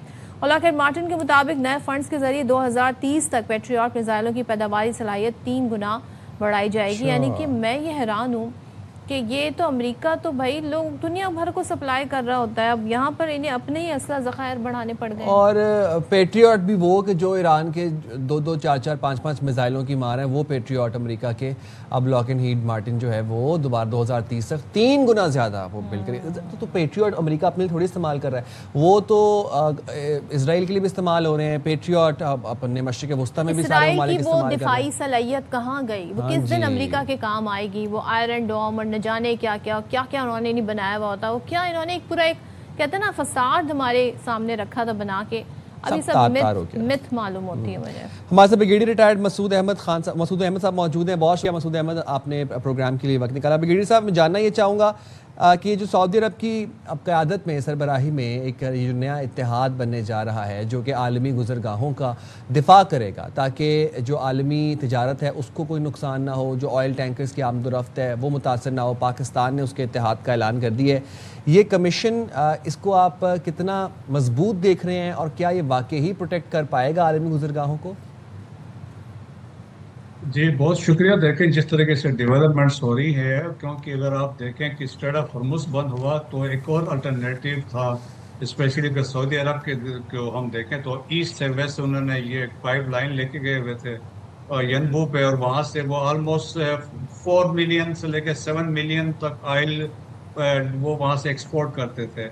अब जब बाबुल मंदब की डिस्ट्रक्शन हुई तो उससे भी एक मसला खड़ा हुआ, क्योंकि देखिए 12% वर्ल्ड इकानमी, 30% दुनिया के जो कंटेनर्स हैं वहाँ से गुजरते हैं। बाबुल मंदब की अपनी इम्पोर्टेंस है, स्ट्रेट ऑफ हॉर्मुज़ की अपनी इम्पोर्टेंस है, सुएज कैनाल की अपनी इम्पोर्टेंस है। अब एक और नई डेवलपमेंट आपने नोट की होगी कि जो स्ट्राइक्स हुए हैं इजिप्ट में, नॉर्थ में जो 2 LNG कंटेनर्स को हिट किया गया है, तो वो सुएज कैनाल के साथ ही खड़े थे जहाँ से क्रॉसिंग होती है टू मेडिटेरियन सी। सो एक मैसेज वहाँ भी ये देने की कोशिश की गई है कि दोनों एग्जिट्स जो है रेड सी में, चाहे वो सुएज कैनाल है, बाबुल मंदब है, हम इसको डिस्टर्ब कर सकते हैं। तो एक वाज़ेह मैसेज है। सो देयरफॉर ये एक कोलिशन जो सऊदीज बनाने जा रहे हैं, जिसमें आप देखें कि बहुत सारे मुसलमान कंट्रीज हैं, और इसमें अगर जिस चीज़ से आप देखें इसमें यूएई शामिल नहीं है, ओमान शामिल नहीं है, बाकी सारे स्पेशली रेड सी के अंदर जो ममालिक हैं, सोमालिया इसमें शामिल है, जिबूती इसमें शामिल है, सूडान इसमें शामिल है, इजिप्ट इसमें शामिल है, इसमें एरिट्रिया इसमें शामिल नहीं है। और सब्सिक्वेंटली आप देखें अमेरिका तो इसमें अल्टीमेटली आ जाएगा, यूरोपियन कंट्रीज भी इसमें शामिल हो जाएंगे। सो और ये एक थ्रेट होगा यकीनन होतीज़ के लिए, तो होतीज़ के लिए मुश्किल ये हो सकता है, वहाँ मुश्किलात आगे आ सकती हैं। सिमिलरली अगर देखें कि प्रोलॉन्ग होता है स्ट्रेट ऑफ हॉर्मुज़ में, और जिस तरीके से इंटरनेशनल ओपिनियन जो पहले बड़ा सिंपैथेटिक था टुवार्ड्स ईरान के सपोर्ट में खड़े थे, लेकिन विद द रीसेंट डेवलपमेंट जिस तरीके से स्ट्राइक्स हो रही हैं, इंटरनेशनल पब्लिक ओपिनियन भी चेंज हो रहा है, वो कैसे ईरान जा रहा है। तो हो सकता है अगर हालात सेटल नहीं होते हैं तो एक अमेरिका भी एक कोलिशन बना सकता है, बना के वो स्ट्रेट ऑफ हॉर्मुज़ को क्लियर करने की कोशिश करेगा, जिससे ज़्यादा नुकसान होगा और फर्दर इलाके में अफरा तफरी फैलेगी और नुकसान होगा। फिर यकीनन देखें इकॉनमी पे इम्पैक्ट होगा, ऑयल पे इम्पैक्ट होगा।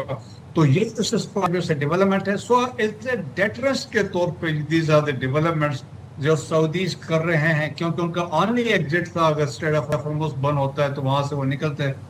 तो लेकिन वो अगर आप बंद कर रहे हैं तो वो एक कोशिश की जा रही है।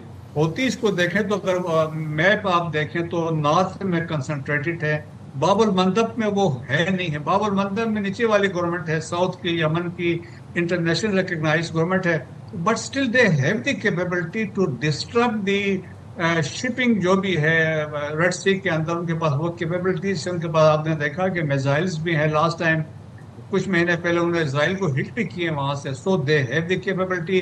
यकीनन ईरान की सपोर्ट उनको साथ शामिल है, दैट्स वाई वो बहुत वहां पे मजबूत हुए हैं। लेकिन एक ये भी बात है जहाँ पे ये चीजें डेवलप हो रही है बिहाइंड द सीन, सऊदीज और यमनीज के आपस में हुतीज की बात भी चल रही है, तो देखें। और इसी तरीके से ओमान और ईरान की भी बात चल रही है टू स्ट्रक ए डील कि जो मैकेनिज्म डेवलप करना है फॉर स्ट्रेट ऑफ हॉर्मुज। अच्छा, तो ये जो नई अलायंस जो बहरी दिफाई इत्तेहाद की बात हो रही है जिसकी सरबराही सऊदी अरब करेगा, ये अगर तो कहते हैं ना इस पे इम्प्लीमेंटेशन हो जाती है, ये एक नया रूट मिल जाता है और अग्री कर जाते हैं, आपके ख्याल में उसके बाद आबनाए हुर्मुज़ की क्या इंपॉर्टेंस रह जाएगी, उसका क्या स्टेटस रह जाएगा, और फिर अल्टीमेटली इवेंचुअली ये दोनों ममालिक के दरमियान, अमेरिका ईरान के दरमियान जो जंग की कैफियत है ये फिर डाई डाउन हो जाएगी, फिर हालात किस तरह का रुख इख्तियार करेंगे? देखिए ये बहुत इंपॉर्टेंट है क्वेश्चन उस पॉइंट ऑफ व्यू से आप देखें कि यहाँ से असल में ये है कि आप देखें ना, जब रेड सी में जो सऊदी जब दाखिल होते हैं उनके पास दो ऑप्शन है, आइदर वो बाबुल मंदब की तरफ जाए, वहाँ से एशिया को निकलें, क्योंकि देखें कि मैक्सिमम जो एक्सपोर्ट्स होती है चाइना है और बाकी फार ईस्ट एशिया के ममालिक है, तो इंडिया है, तो उधर उसके लिए वो बाबुल मंदब को यूज़ करते हैं। ऊपर से अगर नीचे बाउल बंद होता है तो स्वेज कैनाल में वो इतनी लोडिंग के वो कैपेसिटी नहीं है बर्दाश्त करने की, क्योंकि शैलो वाटर है, तो वो मतलब आप तेल तो लेके जा सकते हैं, वो कैपेसिटी या क्वांटिटी कम हो जाएगी, तो वहां पे वो मसला आ सकता है। जबकि आप देखें कि स्ट्रेट ऑफ हॉर्मुज़ में बहुत ज्यादा है, वहाँ ऑलमोस्ट 27 मिलियन है एनुअली, यहाँ पे ऑलमोस्ट देखें it is about 7 to 10 million की बात होती है, लेकिन अगर बंद हो जाए तो ये मसला है। लेकिन एक और चीज़ है, अब फ्यूचर में लोगों को अब रियलाइज कर गए हैं जीसीसी कंट्रीज ने भी, क्योंकि फ्यूचर में इट हैज जो स्ट्रेट ऑफ हॉर्मुज़ है एक हथियार बन चुका है, न्यूक्लियराइज्ड हो चुका है। सो जब भी कोई मसला होगा दुनिया में तो ये बंद हो सकता है। दैट्स वाई वो अल्टरनेट ऑप्शंस पे गौर कर रहे हैं, जिस तरीके से अभी हमने कहा कि सऊदी ईस्ट से वेस्ट यनबू की तरफ गए हैं, यूएई वाले हैं गल्फ ऑफ अदन को यूज़ करते हैं, वहाँ से बाबुल मंदब को यूज़ नहीं कर रहे हैं। सिमिलरली इराक के पाइपलाइंस गई हुई हैं, सऊदी अरब के दरमियान से भी गुजरती हैं, जो अभी तक यूज़ नहीं हुई है, जंग के बाद बंद हो गई थी। सिमिलरली उनकी पाइपलाइंस गुजरती है टुवर्ड्स तुर्की के अंदर से भी गुजरती हैं। सो इराक के पास भी ऑप्शन है, बाकी कंट्रीज के पास भी ऑप्शन है, लेकिन मसला आएगा मोस्टली अगर कतर के लिए है, जो एलएनजी के लिए है, उनके पास कोई ऑप्शन नहीं है, फिर उनको अकोमोडेट करने पर, but that will take time. लेकिन एक स्टडी है इसके मुताबिक ये है बाई ईयर 2030 या 35 तक जो स्ट्रेट ऑफ हॉर्मुज़ की जो इम्पोर्टेंस अभी है विद अल्टरनेटिव मीन्स के साथ वो आहिस्ता आहिस्ता ख़त्म हो जाएगी। अच्छा मसूद साहब, ये एक हमने एक और भी पैटर्न देखा है, एक न्यू पैटर्न बल्कि देखा है कि अमेरिकी जहाज़ समंदर से उड़ान भरने के बाद ईरान पर हमले कर रहे हैं। किसी अरब सरजमीन से हमले नहीं हो रहे। कोई हम कहें कि अगर मशरिक़ वस्ता में या किसी अरब मुल्क में अमेरिका की मिलिट्री बेस से हमले किए जा रहे हैं ईरान के ऊपर, तो ऐसा नहीं हो रहा, लेकिन ईरान रिटालिएशन में अमेरिकी जहाज़ों के बजाय जो अरब ममालिक हैं उन पर हमले कर रहा है। सर, ईरान अब किस तरह का तासुर देना चाहता है? क्या ईरान अब ये बताना चाह रहा है कि फाइनली वो इस वर्ज पे है कि अब इस जंग को पूरे मशरिक़ वस्ता में फैलाने के लिए वो रेडी है? देखें, एक तो ईरान का ऑब्जेक्टिव ये है कि उनको पता है कि जीसीसी कंट्रीज एक वीक पॉइंट है, वल्नरेबिलिटी है उनकी, और क्योंकि अगर आप अमेरिकन बेसिस वहाँ पे, सो इन बेसिस के गार्ड में वो जब वो स्ट्राइक्स वहाँ पे करते हैं उसका इम्पैक्ट होता है। अभी रिसेंटली आप देखिए जिस तरह अमेरिका ने उनके जो सिविल इंफ्रास्ट्रक्चर पे ईरान में हमले किए, तो ईरान ने इसके जवाब में कुवैत पे और बहरीन में इंफ्रास्ट्रक्चर पे हमले किए, तो वो समझते हैं उससे ज़्यादा इनको तकलीफ होगी जीसीसी कंट्रीज़ को, और ये प्रेशराइज करेंगे अमेरिका को कि जंग को बंद कर दें और एक सेटलमेंट की तरफ जाएं। जिस तरीके से अभी सऊदी डिफेंस मिनिस्टर अभी अमेरिका में ही मेट प्रेसिडेंट ट्रंप से, वहाँ पर भी यही बात की गई है कि फर्दर एस्केलेशन कि वहाँ पे मज़ीद इस पर न हो। لیکن اس کے باوجود دیکھیں کہ جو ممالک جو ہیں ان کو ایران کو پتہ ہے کہ ان کی جو ریجن میں خاص طور پہ یو ایس کے بیسس سے اب ایک آبجیکٹو یہ بھی ہے ایران کا کہ یہ وہ چاہتے ہیں جس طرح ایم او یو میں بھی یہ ایک انڈرسٹینڈنگ دی گئی تھی 30 days کے اندر امریکہ جو ہے اپنے جو ٹروپس سے وہاں سے ویکیٹ کرنا شروع کر دے گا. تو دیٹس وائی آپ دیکھیں کہ امریکہ نے کوشش کی ہے جو جارڈن میں اپنے ایسٹس شفٹ کیے ہیں. دیٹس وائی اگر جو جارڈن میں اب اسٹرائکس ہو رہی ہیں وہ اسی وجہ سے ہو رہی ہیں کیونکہ وہاں پہ انہوں نے اپنے جہاز بھی شفٹ کر دیے ہیں, بلیک ہاکس بھی شفٹ کر دیے ہیں, وہاں ان کے آلموسٹ 4000 ٹروپس وہاں پہ موجود ہیں. تو وہاں پہ اسٹرائکس دیٹس وائی ہو رہی ہیں. سو الٹیمیٹلی دیکھیں اب ایرانی چاہتے ہیں کہ وہ GCC کنٹریز کو ویکیٹ کر دیں. سو وہ چاہتے ہیں کہ جغرافی تو آپ چینج نہیں کر سکتے ہیں, they can settle their issues with the GCC countries. اور GCC کنٹریز کا بھی یہی ماننا ہے کہ وہ ہم اپنی چیزیں ایران کے ساتھ سیٹل کریں گے تاکہ ہم آپس میں بیٹھ کے. تو مسعود صاحب اس سے تو مطلب یہی نکل رہا ہے کہ یہ اسٹریٹجی کام کر رہی ہے ایران کی, جیسے ہم بڑا پریشان ہوتے تھے کہ GCC کنٹریز کے امریکی بیسز پہ اٹیک کرنا تو کہیں یہ کنٹری شامل نہ ہو جائیں. اب جب امریکی جہاز سمندر سے اڑان بھر رہا ہے اور ان کنٹریز کی سرزمین سے حملے نہیں ہو رہے ہیں جس کے لیے بار بار تنبیہ کرتا رہتا ہے ایران, تو یہ تو ایران کی ایک وننگ پوزیشن ہو گئی ہے. جو وہ چاہ رہا تھا وہی ہو رہا ہے. اس کا مطلب یہ بھی سمجھیں کہ GCC کنٹریز ہیں وہ اب امریکہ پہ سیکیورٹی پرپز سے ریلائی نہیں کر رہے ہیں. دیکھیں یہ ایک بڑی ڈیولپمنٹ یہ بھی ہوئی ہے, جو پوری گیم تھی پیٹرو ڈالر کی گیم تھی اور امریکہ کا انفلوئنس کیا تھا یہاں پہ جو بیسز انہوں نے بنائے ہوئے تھے. بیسیکلی وہ کنٹرول کر رہے تھے آئل کو ڈالرز میں بیچ رہے تھے. اب جب یہ یہاں سے بیسس ویکیٹ ہوں گے, جو یہاں سے نکل جائیں گے, تو آپ دیکھیں پھر لوگ اپنے مقامی کرنسی پہ تیل بیچیں گے. سو امریکہ کی جو ویلیو ہے, جو ان کی اکانومی ہے, وہ تو گر جائے گی. $39 ٹریلین کی تو آلریڈی وہ بتا رہے ہیں ان کے ٹیکس ہیں. اب مزید جب آپ کے ڈالرز نہیں چلیں گے تو پھر ان کو بڑا نقصان ہوگا. دیٹس وائی دیکھیں ایرانی پریشر رکھ رہے ہیں. اور جہاں تک ہے شپ سے وہ اگر وہ اپنے کیریئر سے فلائٹ وہ ٹیک آف کر رہے ہیں, یا ڈیگو گارشیا سے بھی UK نے ان کو الاؤ کر دیا کہ وہاں اس کو یوز کر سکتے ہیں. But at the same time جو جارڈن میں ان کے پریزنس سے یا جو خلیجی ممالک کے اندر جو ان کے بیسس تو موجود ہے نا, دیٹس وائی وہ وہاں پہ اسٹرائکس کر رہے ہیں. ان کے پاس تو اور کوئی ٹارگٹ نہیں ہے. آپ دیٹس وائی آپ دیکھیں کہ جس طریقے سے ابھی جو براڈننگ کی کوشش کی جا رہی جنگ میں, کیسپین سی میں کیا ہوا, ایجپٹ میں کیا ہوا, جارڈن میں کیا ہو رہا ہے, عراق کے اندر کیا ہوا, ریڈ سی میں کیا ہو رہا ہے, اسٹریٹ آف ہارمز میں کیا ہو رہا ہے, تو آپ دیکھیں کہ عجیب و غریب صورتحال ڈیولپ ہو رہی ہے.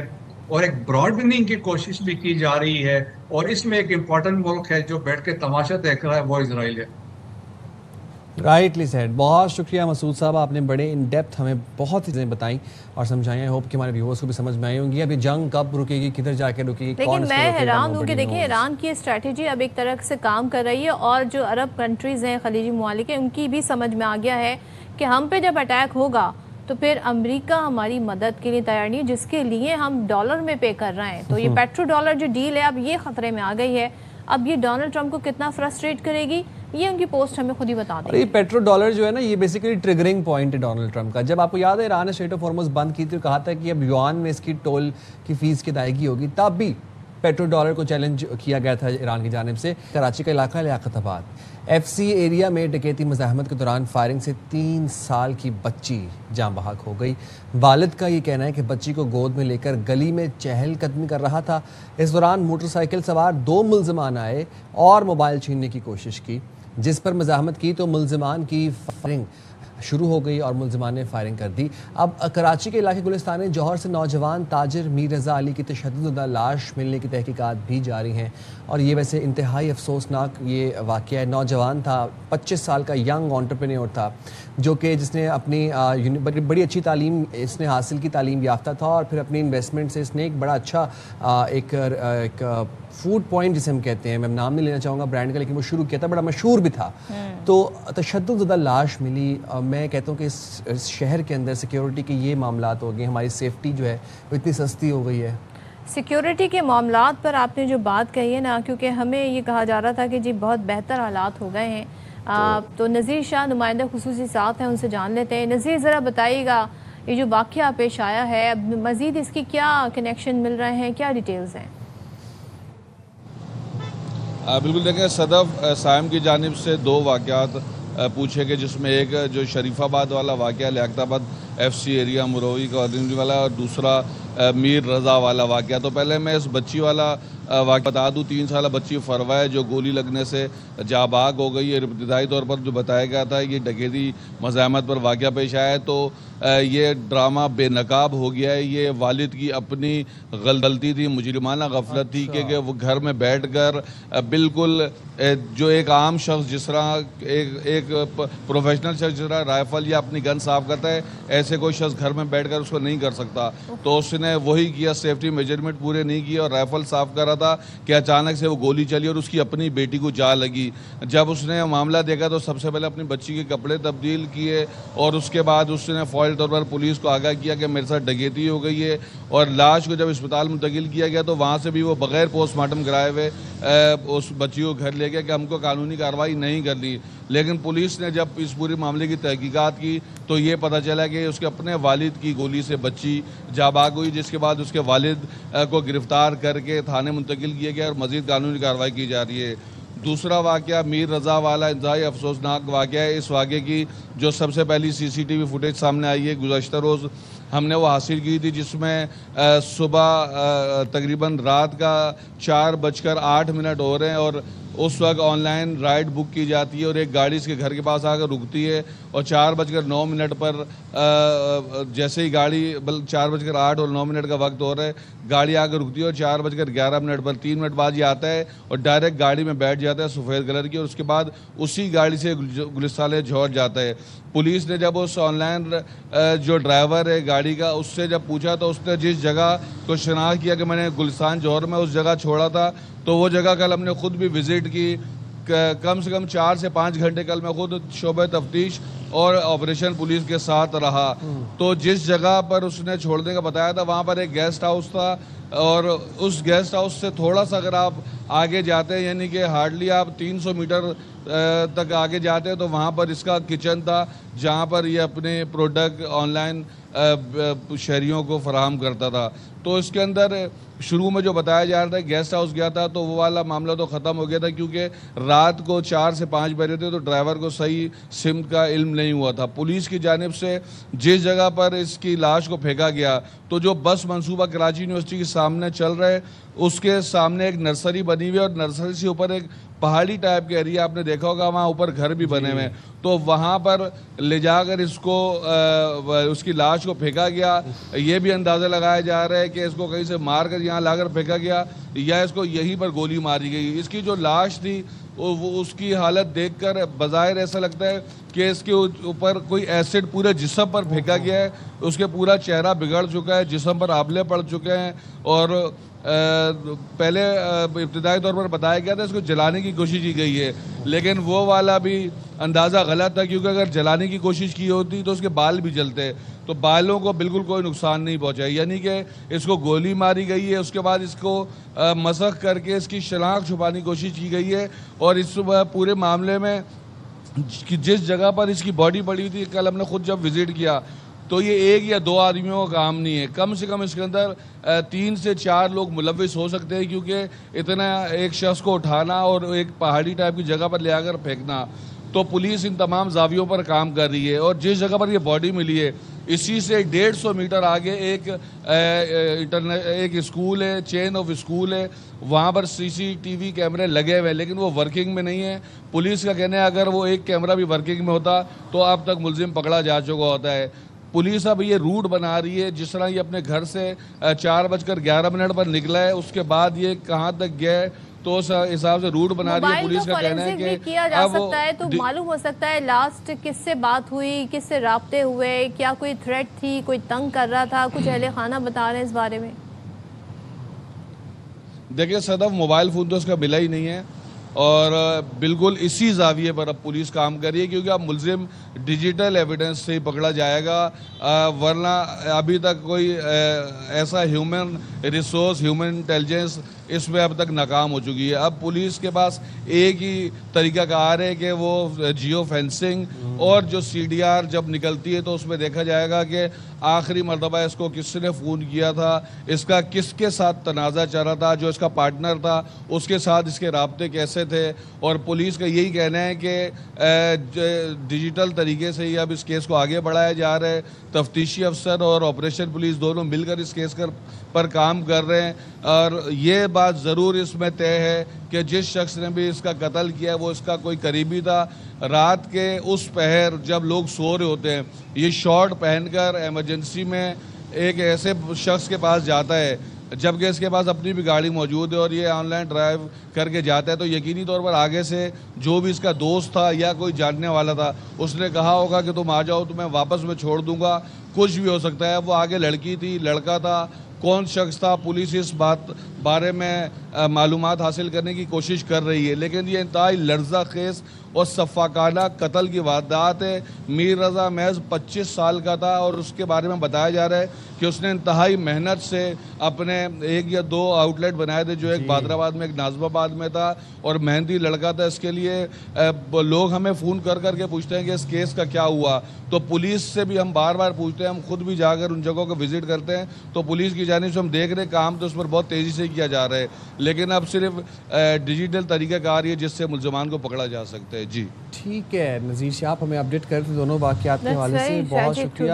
انتہائی لرزہ خیز اور صفاقانہ یہ واقعہ تھا, خاص طور پر 3 سالہ بچی ایک طرف 25 سالہ نوجوان, اور میں یہ سوچ رہا تھا پورے سیگمنٹ کے اندر کہ کوئی بلا خوف و خطر اس شہر کے اندر لوگوں کو مار کے, فائرنگ کر کے, جلا کے پھینک دیا جاتا ہے, ڈر بھی نہیں لگتا کہ کوئی پکڑ لے گا, پولیس آ جائے گی. نو پرپس, ایسا کوئی ہمیں اس کے پیچھے ایسی کوئی وہ بھی نظر نہیں آ رہی کہ چلے جی کوئی ڈکیتی ہو, کوئی بھتہ خوری کا معاملہ ہو, نہ جانے کیا اس کا کنیکشن ہے. آئی ہوپ کہ پولیس اس کیس کو سالو کر سکے. بریک لیتے ہیں, بریک کے بعد واپس آتے ہیں.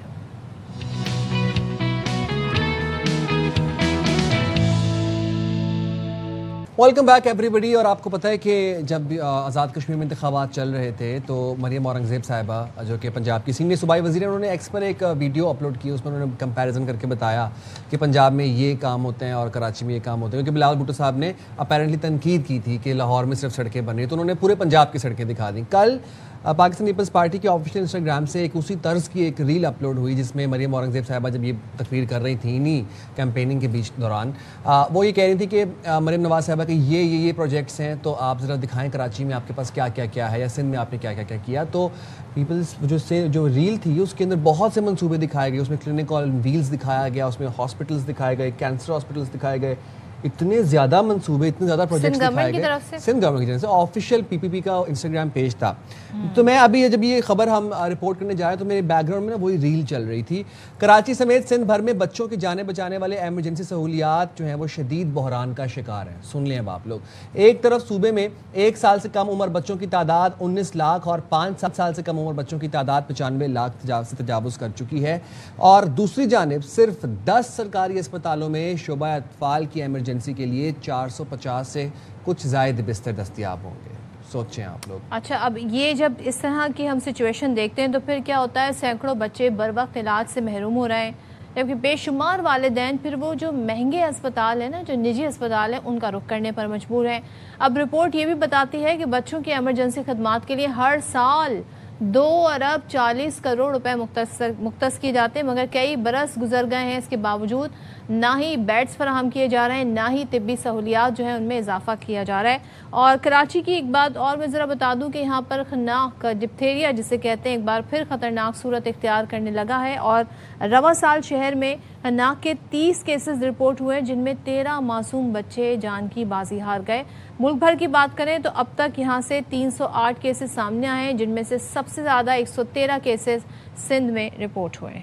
اچھا جی, اور اب یہ خناق ہے کیا, اس کے سمٹمز کیا ہوتے ہیں, اس سے آپ نے اپنے آپ کو کیسے بچانا ہے, اس کی تشخیص کیسے ہوگی. ہمارے ساتھ موجود ہیں بات کرنے کے لیے special assistant professor doctor Rajesh Kumar صاحب. بہت شکریہ راجیش صاحب, آپ نے پروگرام کے لیے وقت نکالا. سر, خناق کیا بیماری ہے اور یہ بچوں میں کتنی تیزی سے پھیلتی جا رہی ہے, اس کے سمٹمز کیا ہوتے ہیں؟ سر دیکھیں, خناق ایک انگلش ورڈ میں اگر بیماری کو کہا جائے تو یہ ڈپتھیریا کہلاتا ہے, اور یہ ایک بیکٹیریل انفیکشن ہے جو کورنی بیکٹیریم ڈپتھیریا کے تھرو ہوتا ہے. دا کامن اسپریڈ اس کا ہوتا ہے ایئر ڈراپلیٹس کے تھرو، اگر سانس کی نالی یا منہ کے ذریعے بیماری یہ ہو رہی ہے کسی کو. باقی اسکن کے اندر بھی یہ پائی جاتی ہے اور ناک کے اندر بھی ہو سکتی ہے.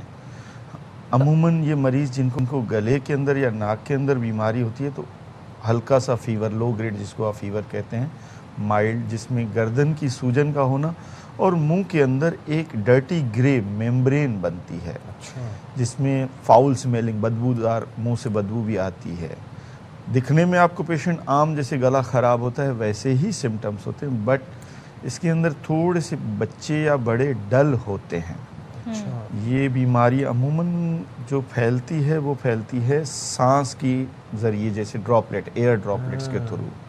تو یہ آپ نے علامات جو بتائی ہیں، آپ کو خیال میں اگر کسی کو یہ فیل ہونا شروع ہو جائے تو وہ کیا کریں؟ گھر پہ کچھ کر سکتے ہیں یا فوری ڈاکٹر سے رجوع کریں؟ دیکھیں، سب سے پہلا کام تو وہ آپ کو، ہمارے یہاں ایک روایت نہیں ہے ماسک پہننے کی. تو سب سے پہلے تو کسی کو بھی نزلہ، زکام، کھانسی ہو تو ماسک پہننا چاہیے، اس کو بھی اور اس کے سراؤنڈنگز کو بھی، سب سے پہلا. دوسرا جو ایک بات ہمارے یہاں ہو رہی ہے کہ یہ بیماری کیوں کامنلی ہو رہی ہے، دیکھیں یہ ڈیولپڈ کنٹریز میں نہ ہونے کے برابر ہے، اور ہمارے پاس بھی آج سے کوئی سمجھ لیجئے کہ ہم نے آلموسٹ پچھلے سال سے یہ کچھ بیماری کے مریض دیکھے. اس سے پہلے 15-20 نہیں سنا کرتے تھے، ویکسینیشن ہونا شروع ہو گئی. بالکل. تو دیکھیں جو اپنے بچوں کو ویکسینیٹ کروا رہے ہیں ان کے بچے سیف ہیں، جو پراپر ویکسینیشن ان کو مل رہی ہے. This is the free of cost by the government of Pakistan, available ہے ایوری ویئر. بٹ جو اپنے بچوں کو ویکسینیشن نہیں کروا رہے ہیں وہ رسک پہ زیادہ ہے. تو یہ ہاؤ رسکی از دس؟ دیکھیں جس پیشنٹ کو یہ بیماری ہو جاتی ہے اس کے اندر ایکچوئل میں پیشنٹ 2 ریزنز کی وجہ سے اس کی کنڈیشن خراب ہو سکتی ہے. ایک، جب وہ گرے میمبرین بنتی ہے تو وہ گرے میمبرین سانس کی نالی کے اوپر بھی بن سکتی ہے اور وہ سانس کی نالی کو بند کر دیتی ہے. بٹ کامنلی اس سے زیادہ جو مین خراب ریزن ہوتا ہے، یہ بیکٹیریا ایک ٹاکسن ریلیز کرتا ہے جو ہمارے بلڈ میں جاتا ہے، جس کو کہا جاتا ہے ایکزوٹاکسن کر کے، اور وہ ہمارے جسم کے 3 حصوں کو افیکٹ کرتا ہے، ہارٹ، کڈنیز اور نروز. تو جس سے ہمارا دل جب کمزور ہونا شروع ہو جاتا ہے، جس کی وجہ سے انسان کا دل جب کم کام کرے گا تو کارڈیک فیلیور میں جاتا ہے، جس کی وجہ سے علامات ڈیتھ کے زیادہ ہوتے ہیں. اور یہ جو خناق ہے یہ صرف نان ویکسینیٹڈ بچوں کو ہوتا ہے یا ویکسینیٹ کو بھی ہو سکتا ہے؟ دیکھیں، اگر ویکسینیٹ کو ہو رہا ہے تو سیویئرٹی آف انفیکشن کم ہوگا، ایک تو یہ ریزن. سیکنڈ، بہت کم چانس ہے کہ ویکسینیٹڈ کو ہو. بٹ موسٹ کامنلی یہ ان ویکسینیٹڈ کو ہوتا ہے. Most common cause of this کہ یہ جس انسان کو ویکسین نہیں ملی. اب دیکھیں، ہم ایز اے میڈیکل پروفیشنلز ہم تو روٹین میں یہ پیشنٹ دیکھ رہے ہیں، but we are at less risk جن کو ہمیں ویکسین ہوئی ہے. اچھا، تو ڈاکٹر راجیش جی، پھر ہم یہ سمجھیں اس کا علاج مجھے بتائیے گا کیا ہے، کتنے عرصے چلتا ہے، اور پھر کیوریبل ہے یہ؟ دیکھیں، کیوریبل ہے، بالکل کیوریبل ہے اگر آپ ارلی ڈائگنوز کرتے ہیں. اینی پیشنٹ جو اس جنرل فزیشین کے پاس یا ENT اسپیشلسٹ کے پاس آتا ہے، امیڈیٹلی اس پیشنٹ کے کچھ ٹیسٹ جس میں تھروٹ سواب وغیرہ ہوتا ہے، جس کے اندر آپ کو بیکٹیریا کو کلچر کر کے یہ کنفرم ہو، اور اگر کلینکل گراؤنڈ پہ فوراً سے شک ہو رہا ہے تو اس کا مین جو ایفیکٹ ہے، ایک تو امیڈیٹلی اینٹی بایوٹکس سٹارٹ ہونی چاہیے. سیکنڈ، اس کے اندر اینٹی جو ہے آپ کا ٹاکسن اینٹی ڈوٹ دیا جاتا ہے. بٹ مجھے نہیں پتا کہ وہ پاکستان میں اویلیبل ہے یا نہیں ہے. اچھا. کیونکہ بیچ میں بیماری نہ ہونے کی وجہ سے پاکستان میں یہ نہیں منگوایا جا رہا تھا. Is it contagious? یس، یہ کنٹیجیس ہے، ایئر ڈراپلیٹس کے تھرو ہوتا ہے، اور اسی لیے امیڈیٹلی کوئی بھی پیشنٹ آپ کا سور تھروٹ کا، ایون آپ کو بھی فلو ہو رہا ہے تو آپ اپنی فیملی اور کلیگس کو سیو کرنے کے لیے ماسک پہن لیں. تو یہ جو آپ ویکسین بتا رہے ہیں جس سے اس کے چانسز بہت لیس لائکلی ہو جاتے ہیں، یہ ویکسین اسپیسیفکلی ڈپتھیریا کی کوئی ویکسین ہوتی ہے یا پھر نارمل الرجی وغیرہ کی؟ نہیں، ڈپتھیریا کی ایک ہمارے جو پیدائشی ٹیکے جو ویکسینیشن، بالکل امیونائزیشن، اس کے اندر اویلیبل ہے، فری آف کاسٹ اویلیبل ہے all over the worldwide, Pakistan کے اندر اور دنیا کے اندر فری آف کاسٹ پاکستان میں اویلیبل. اور اگر آپ کو بچپن میں نہیں لگے تو آپ لیٹر ان لائف لگوا سکتے ہیں؟ بالکل لگا سکتے ہیں. اس کا بوسٹر ڈوز بھی لگتا ہے، بٹ بوسٹر ڈوز کا کنفرم کرنا پڑتا ہے فرام دا ہاسپٹلس کہ وہ اویلیبل ہے یعنی ایڈلٹ ڈوز کے اندر، کیونکہ جو بچوں کی ویکسین ہے وہ تو اویلیبل ہے، جو 2nd منتھ، 4th منتھ اور 6 منتھس اور دین 15 to 18 months के ऊपर बूस्टर डोज लगता है। अच्छा, तो इसमें भी क्या अगर जैसे किसी कोई बच्चा मुतासर हो जाए तो वो आइसोलेशन में उसे रखा जाए, फिर वो स्कूल ना जाए?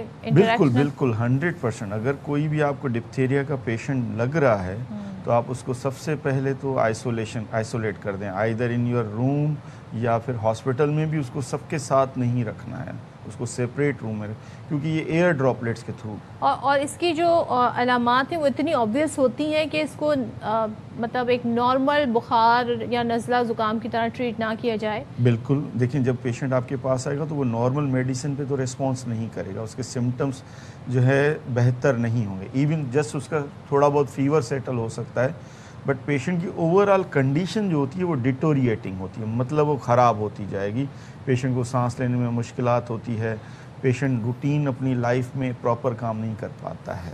तो आपको वो फील हो जाता है एज अ डॉक्टर, आप समझ जाते हैं कि पेशेंट की क्लिनिकल कंडीशन इंप्रूव नहीं हो रही है, नॉर्मल एंटीबायोटिक या एंटी एलर्जिक्स जो भी आप देते हैं। और किस उम्र के बच्चे ज़्यादा वल्नरेबल होते हैं टुवर्ड्स खाना? देखिए इसमें चिल्ड्रंस ज़्यादा वल्नरेबल होते हैं, बट एडल्ट देखिए अमूमन कॉमनली इसमें आप समझ लीजिए कि 6 months to 5 years के चिल्ड्रन जिनको वैक्सीनेशन नहीं हुई होती है, बट एडल्ट में भी हो सकता है। अभी रिसेंटली लास्ट मंथ में भी मैंने एक पेशेंट देखा था, the patient was expired in the Liaquat national hospital, young patient because of diphtheria. Yes 25। ये आउटब्रेक तो खुदा न खास्ता इसका नहीं हो सकता?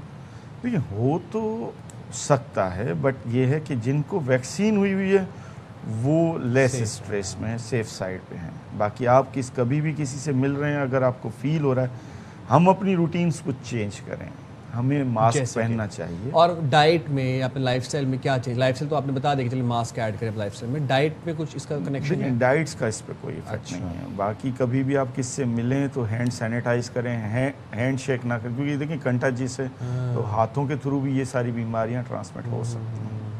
हम तो किसी से हाथ ना मिलाएं तो अगला शख्स खफा हो जाता है। अब ये तो कोविड ने हमें चीज़ें सिखाई थी कि आपने ऐसे सलाम करना है, आपने मास्क पहनना है, तो ये आप हमारे व्यूअर्स को तरगीब दें इस चीज़ की। सर देखें बात ये है कि किसी के बुरा या अच्छे मानने की बात नहीं होती, बीमारी से बचने के लिए हर एक इंसान को एक तरबियत मिलती है, और वो तरबियत आपकी basically from your beginning home और प्राइमरी आपके स्कूल से होती है।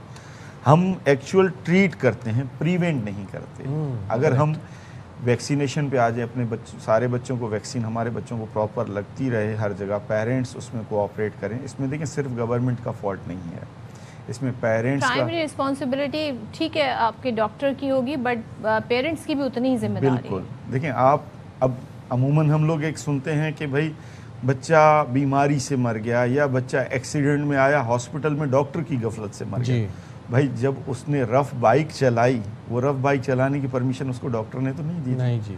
तो इसी वजह से जब बच्चा पहले बीमार हुआ, बिल्कुल सीरियस एंड टाइम पे हॉस्पिटल में लाया जाता है जब पेशेंट गैस्पिंग कंडीशन में होता है।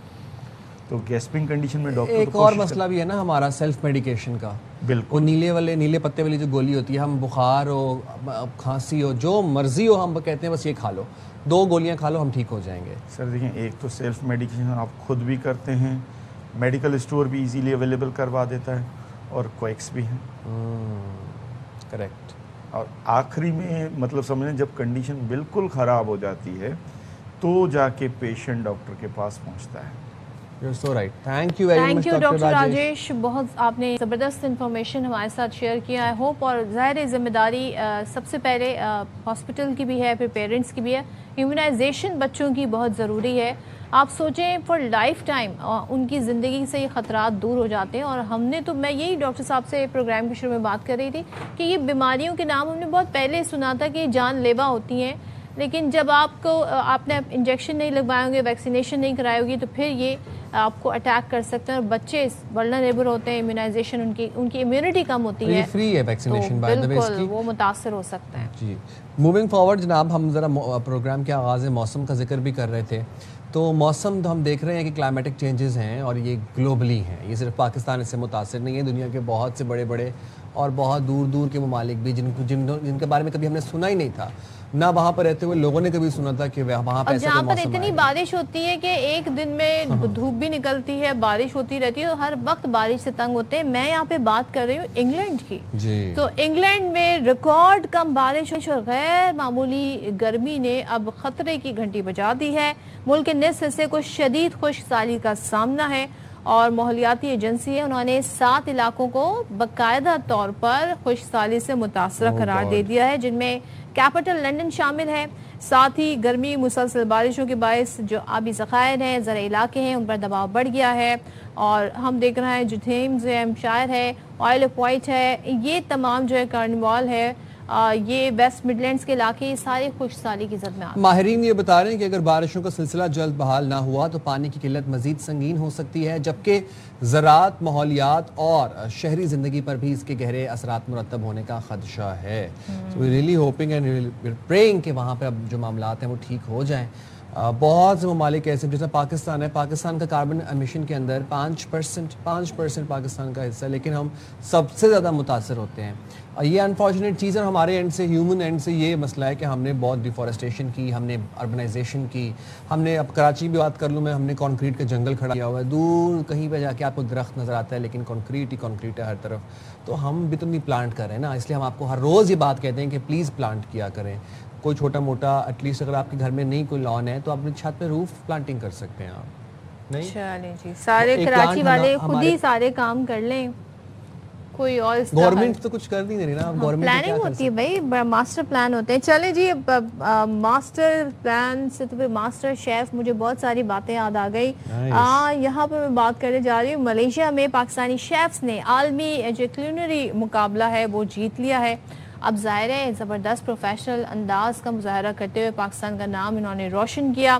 اچھا, شیف کے اس بین الاقوامی مقابلے میں دنیا کے کتنے 36 کنٹریز شامل تھے, ان کے شیفز نے شرکت کی. 1000 سے زیادہ انٹریز پیش کی گئیں اور بڑا ٹف مقابلہ یہ تھا. لیکن آپ کو پتہ ہے نا, ہمارے جو کھانے ہیں, دیسی کھانے, بڑے ہی چٹپٹے, مزیدار, دیسی, خوبصورت, خوشبو بڑی اس کی اچھی ہوتی ہے. تو پاکستان نے شاندار کارکردگی دکھاتے ہوئے جو پاکستانی ٹیم تھی, انہوں نے سلور ٹرافی اپنے نام کی. کیا بات ہے. تو آج ہم نے دونوں شیفز کو اپنے پاس مدعو کیا ہے پروگرام میں. ملیشیا میں پاکستانی شیف ٹیم کی قیادت کرنے والی فائزہ بلال خان اور معروف شیف مدیحہ ارشد صاحبہ ہمارے ساتھ موجود ہیں. السلام علیکم مدیحہ, اینڈ السلام علیکم فائزہ, کیسی ہیں آپ؟ Thank you very much for taking out time. آپ نے بھائی ملک کا نام روشن کیا, بہت مبارک ہو آپ لوگوں کو. یہ گولڈ ٹائپ کوئی چیز ہے؟ We don't know about the material کیا ہے, it's worth more than that for you. اس میں کچھ ملیشیا کا مجھے ٹچ نظر آ رہا ہے. یا دیر از اے ڈریگن آن دا ٹاپ. ہاں, یہ جو ڈریگن ہے نا وہ. تو بھائی آپ لوگوں نے کیا بنایا, یہ ذرا بتائیں ہمیں. اچھا, ہم لوگ دس از دا فرسٹ ٹائم کہ ہم نے ٹیم کیٹیگری میں پارٹیسپیٹ کیا. پاکستان سے ٹیم کیٹیگری ہماری فرسٹ تھی جو پارٹیسپینٹ تھے. اس کے اندر آپ کو 40 پلیٹس بنانی پڑتی ہیں, جس کے اندر آپ کو ایک کولڈ اسٹارٹر جس کی 6 پلیٹس, 2 ہاٹ اسٹارٹرز جن کی 6 پلیٹس, دین 6 پلیٹس آپ کو بنانی پڑتی ہیں بیف کے ساتھ as a main course, then 6 plates بنانی پڑتی ہیں with the seafood as a main course, and then 6 plates as an vegetarian meat, and then 6 plates as a dessert, and you have to do all this thing within 3 hours. 3 hours? Yeah. کتنی team تھی آپ لوگوں کی؟ 40. Yes. اور یہ آپ specific تھا کہ آپ پاکستانی ڈشز بنائیں گی یا آپ different? It's about like you have to make something traditional, you have to like mix and match, we have to make it and we have to serve them. So international competitions ہیں وہ international standards پہ ہیں. ہمارا food جو ہے وہ ابھی ایک تو we are reviving it. What we are doing, ہم اپنے فلیورس کو, جیسے شیز پیسٹری, سو انہوں نے گاجر کے حلوے کو ٹرانسفارم کیا ان اے ویری نیو وے, جس کے ہم نے اسپیسیفکیشن کیا. اینڈ کوکونٹ ملک اینڈ مدیہ آپ نے کیسے بنایا تھا؟ It was like a carrot کا حلوہ, but we made with like some tuiles and we covered with falls جو بھی کیا کہتے ہیں وہ, but we it's a spherification covered with espuma. Wow. So it was with coconut espuma. Sounds very fancy. So yeah, exactly. So Yes. we just it's a Sounds traditional delicious something, as well. and we transformed into a traditional thing into a very gastronomy thing in international level pe. So just it was like That's how we are playing. جیسے ہم نے سیوری میں vegetarian میں pastry بنائی. So you never heard vegetarian pastry. چیز کی pastry بنائی آپ نے. ہم نے ٹمیٹو کا اسپنچ بنایا وداؤٹ ایگ. دین ہم نے بیگن کا موز بنایا. Okay. creamy rich baigan ka mousse. Then for the crunch we use capsicums, 3 colors of peppers, जिनको as a crunch element किया with a hint of chimichurri. That's a sauce which is like बड़े palette को करता है. And then फिर red cabbage का हमने well बनाया उसके टॉप. ये चल भी रहे हैं हमारे टेलीविजन. Exactly. हमने कुछ But pictures. there are limited stuff like ingredients and items. You were given that stuff or We what? have to arrange everything on our own. हमें यहाँ से वो 40 प्लेटें लेके जानी पड़ी अपने लगेज में. हम अपने pots, pans, frying pans, tongs, spatula, we have to do everything on our own. वहाँ पे हमें सिर्फ स्टोव मिलता है, माइक्रोवेव ओवन्स होते हैं, फ्रिज होता है, and the rest we have to take. अच्छा मदिया, और कितनी कंट्रीज की टीम्स वहाँ पे आई हुई थी? It was like around 36 countries. 36 countries. और जजेस का क्या रिस्पांस था आप लोगों की dishes? It was they were amazed. They said it's a very good experience. The food flavors, because the plating, and they were asking again and we want flavors. So they really liked our flavors. So that was the biggest achievement for Pakistan. Because we were serving our own tradition dishes and international dishes, so we were combining both of them. So it was a very difficult for us, you know, to give them, to balance our tradition with the international standards. So they really like our flavors. So the biggest achievement for me, being a pastry chef and being a leader, it was that the flavors were outstanding. Okay, Faiza, हमारे यहाँ तो थोड़ा, अब जो मेरी understanding है खाने की, हम तो ओवर कुक बंद कर देते हैं ना, बहुत ज़्यादा हम खाने को भून लेते हैं, लेकिन वहाँ पर हर चीज़ को बड़ा मॉनिटर किया जाता है. तो आपके लिए सबसे टफेस्ट पार्ट क्या था? सेकेंडली उनको कौन सी डिश जजेस को सबसे ज़्यादा पसंद आई? अच्छा, I am a part of जजेस पैनल.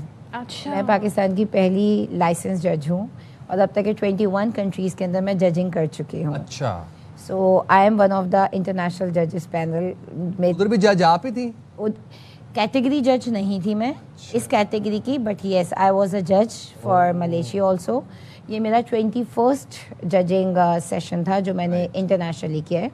इससे पहले मैंने Cameroon, Turkey, Morocco, तुनीसिया, Vietnam, like a list of countries जहाँ पे मैं, Azerbaijan, I did my judging sessions before. But the best thing जो इवन अभी तक किसी को टीम को नहीं पता, I get a call from GCCM yesterday and they ask next 2027 में they will introduce a whole category for Pakistani food. Wow, तो पाकिस्तानी फूड की एक अलग से कैटेगरी होगी.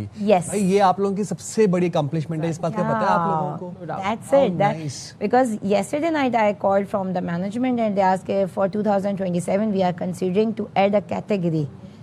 And I was like, because I always, you know, जब हम international ground पे अब 36 मुल्कों से शेफ्स आए थे, which is like more than 50. उन 50 शेफ्स में एक वाहिद मैं पाकिस्तानी थी. तो वहाँ पे ना मुझे लगता है जैसे हम सप्रेस्ड हो रहे हैं to some extent. So I always कि जब आपने एशियंस कंट्रीज़ किया, why don't we, I always ask for Indo पाक. आप वो कुजीन दें जो हमारे लाइक जो हमारे नेबरिंग कंट्रीज़ हैं, हमारे ब्रदर कंट्रीज़ हैं, वहाँ पे भी यही फ्लेवर्स हैं. So we should get the ground to showcase our flavors. अभी हमने बिल्कुल गाजर के हलवे को ट्रांसफॉर्म किया, हमने बैगन के भुर्ते को ट्रांसफॉर्म किया and turn into an espuma which is like a high end gastronomy. लेकिन हमें ना हमारी आइडेंटिटी के साथ भी जाना चाहिए. Correct, 100, I would agree to that. तो अब अगले साल जब आप लोग जाएंगे खैर से, तो अब वो मतलब वहाँ पे क्या आप लोग मतलब कढ़ाई वगैरह, मटन चांपें चलेंगी, बिरयानी शियानी इस तरह? I wish I shared some pictures with you क्योंकि हमने बिरयानी को भी बहुत रिवाइव कर चुके हैं. Like we revived the whole picture of the tradition. Biryani को तो लाहौरीज़ ही बहुत रिवाइव कर चुके हैं. भाई वो रिवाइवल नहीं है. I don't agree with you. Yeah, that's what I meant actually. तो कैसे आप लोग बिरयानी को जज्बाती है. बिरयानी को कैसे रिवाइव किया आप लोगों ने? अच्छा, ये मेरा सेशन अज़रबैजान में था because I consider as a culture career. अभी तक की जिन जिन जगहों पे मैं जाती हूँ, सो they always look at my face, chef biryani. So, चाहे वो टर्की हो, चाहे वो मोरक्को हो, कैमरून हो, तुनीसिया हो, like they always want me to cook something and they want me to cook biryani. Okay. So last time जब हमने बिरयानी बनाई तो हमने चिकन बिरयानी बनाई. अच्छा. What I did कि चिकन की बोटी को बोनलेस हमने वाली इस्तेमाल किया, सेंटर में रखा and we make a ball with a rice जिसके अंदर हमने हल्का सा रायता, अपना जो पुदीने और मिर्च की हरा रायता, ग्रीन वाला ग्रीन वाला रायता, हरियाली वाला, उसकी बॉल बनाई and then I quote it and then I fried it. उसके बाद हमारा जो रायता था we turn into an एस्पुमा. एस्पुमा is a gastronomic एक हाई लेवल फॉर्म है जो स्टेबल रहता है. और जो हमारे कैवियार्स हैं, जो छोटी छोटी बॉल्स आपने देखी होंगी आजकल चल रही, सो I turn it in onion, lemon, chilli, tomatoes की हमने छोटी छोटी बॉल्स बनाई and then we layered it. हमने नीचे एस्पुमा डाला, उसके अंदर एक फ्राइड पोटैटो छुपाया हुआ था, आलू, to give it a height. आलू के बगैर बिरयानी नहीं. Yes, agree. यहाँ पे भी आलू के साथ ही बिरयानी है. Lovely seeing you all, thank you very much. Faiza and Madiha, आप लोगों ने पाकिस्तान का नाम रोशन किया, हमारी दुआएं हैं आप इसी तरह पाकिस्तान का नाम मुस्तकिल भी रोशन. हमारी टीम में और लोग थे बिकॉज आई वाज अ जज, she is a pastry lead. हमारे साथ हमारी टीम में मेरी हारून थी, she is one of the youngest kid जिसका पूरा हाथ जला. Then we have a rice Gill, he is also part of our team. Then we have महबूब मलिक. ये 4 लोगों की टीम थी. So big shout out to the entire team and thank you very much Faiza and Madiha to you as well. And congratulations to both of you once again. क्या बात है जी, मैं ये बिरयानी जरूर ट्राई करना चाहूँगा जिसमें केवियार हो. और चलिए मैं यहाँ पे आपसे इजाजत चाह रही हूँ. साइम जो है इस पे बातें करते रहेंगे. अल्लाह हाफिज़. पाकिस्तान जिंदाबाद.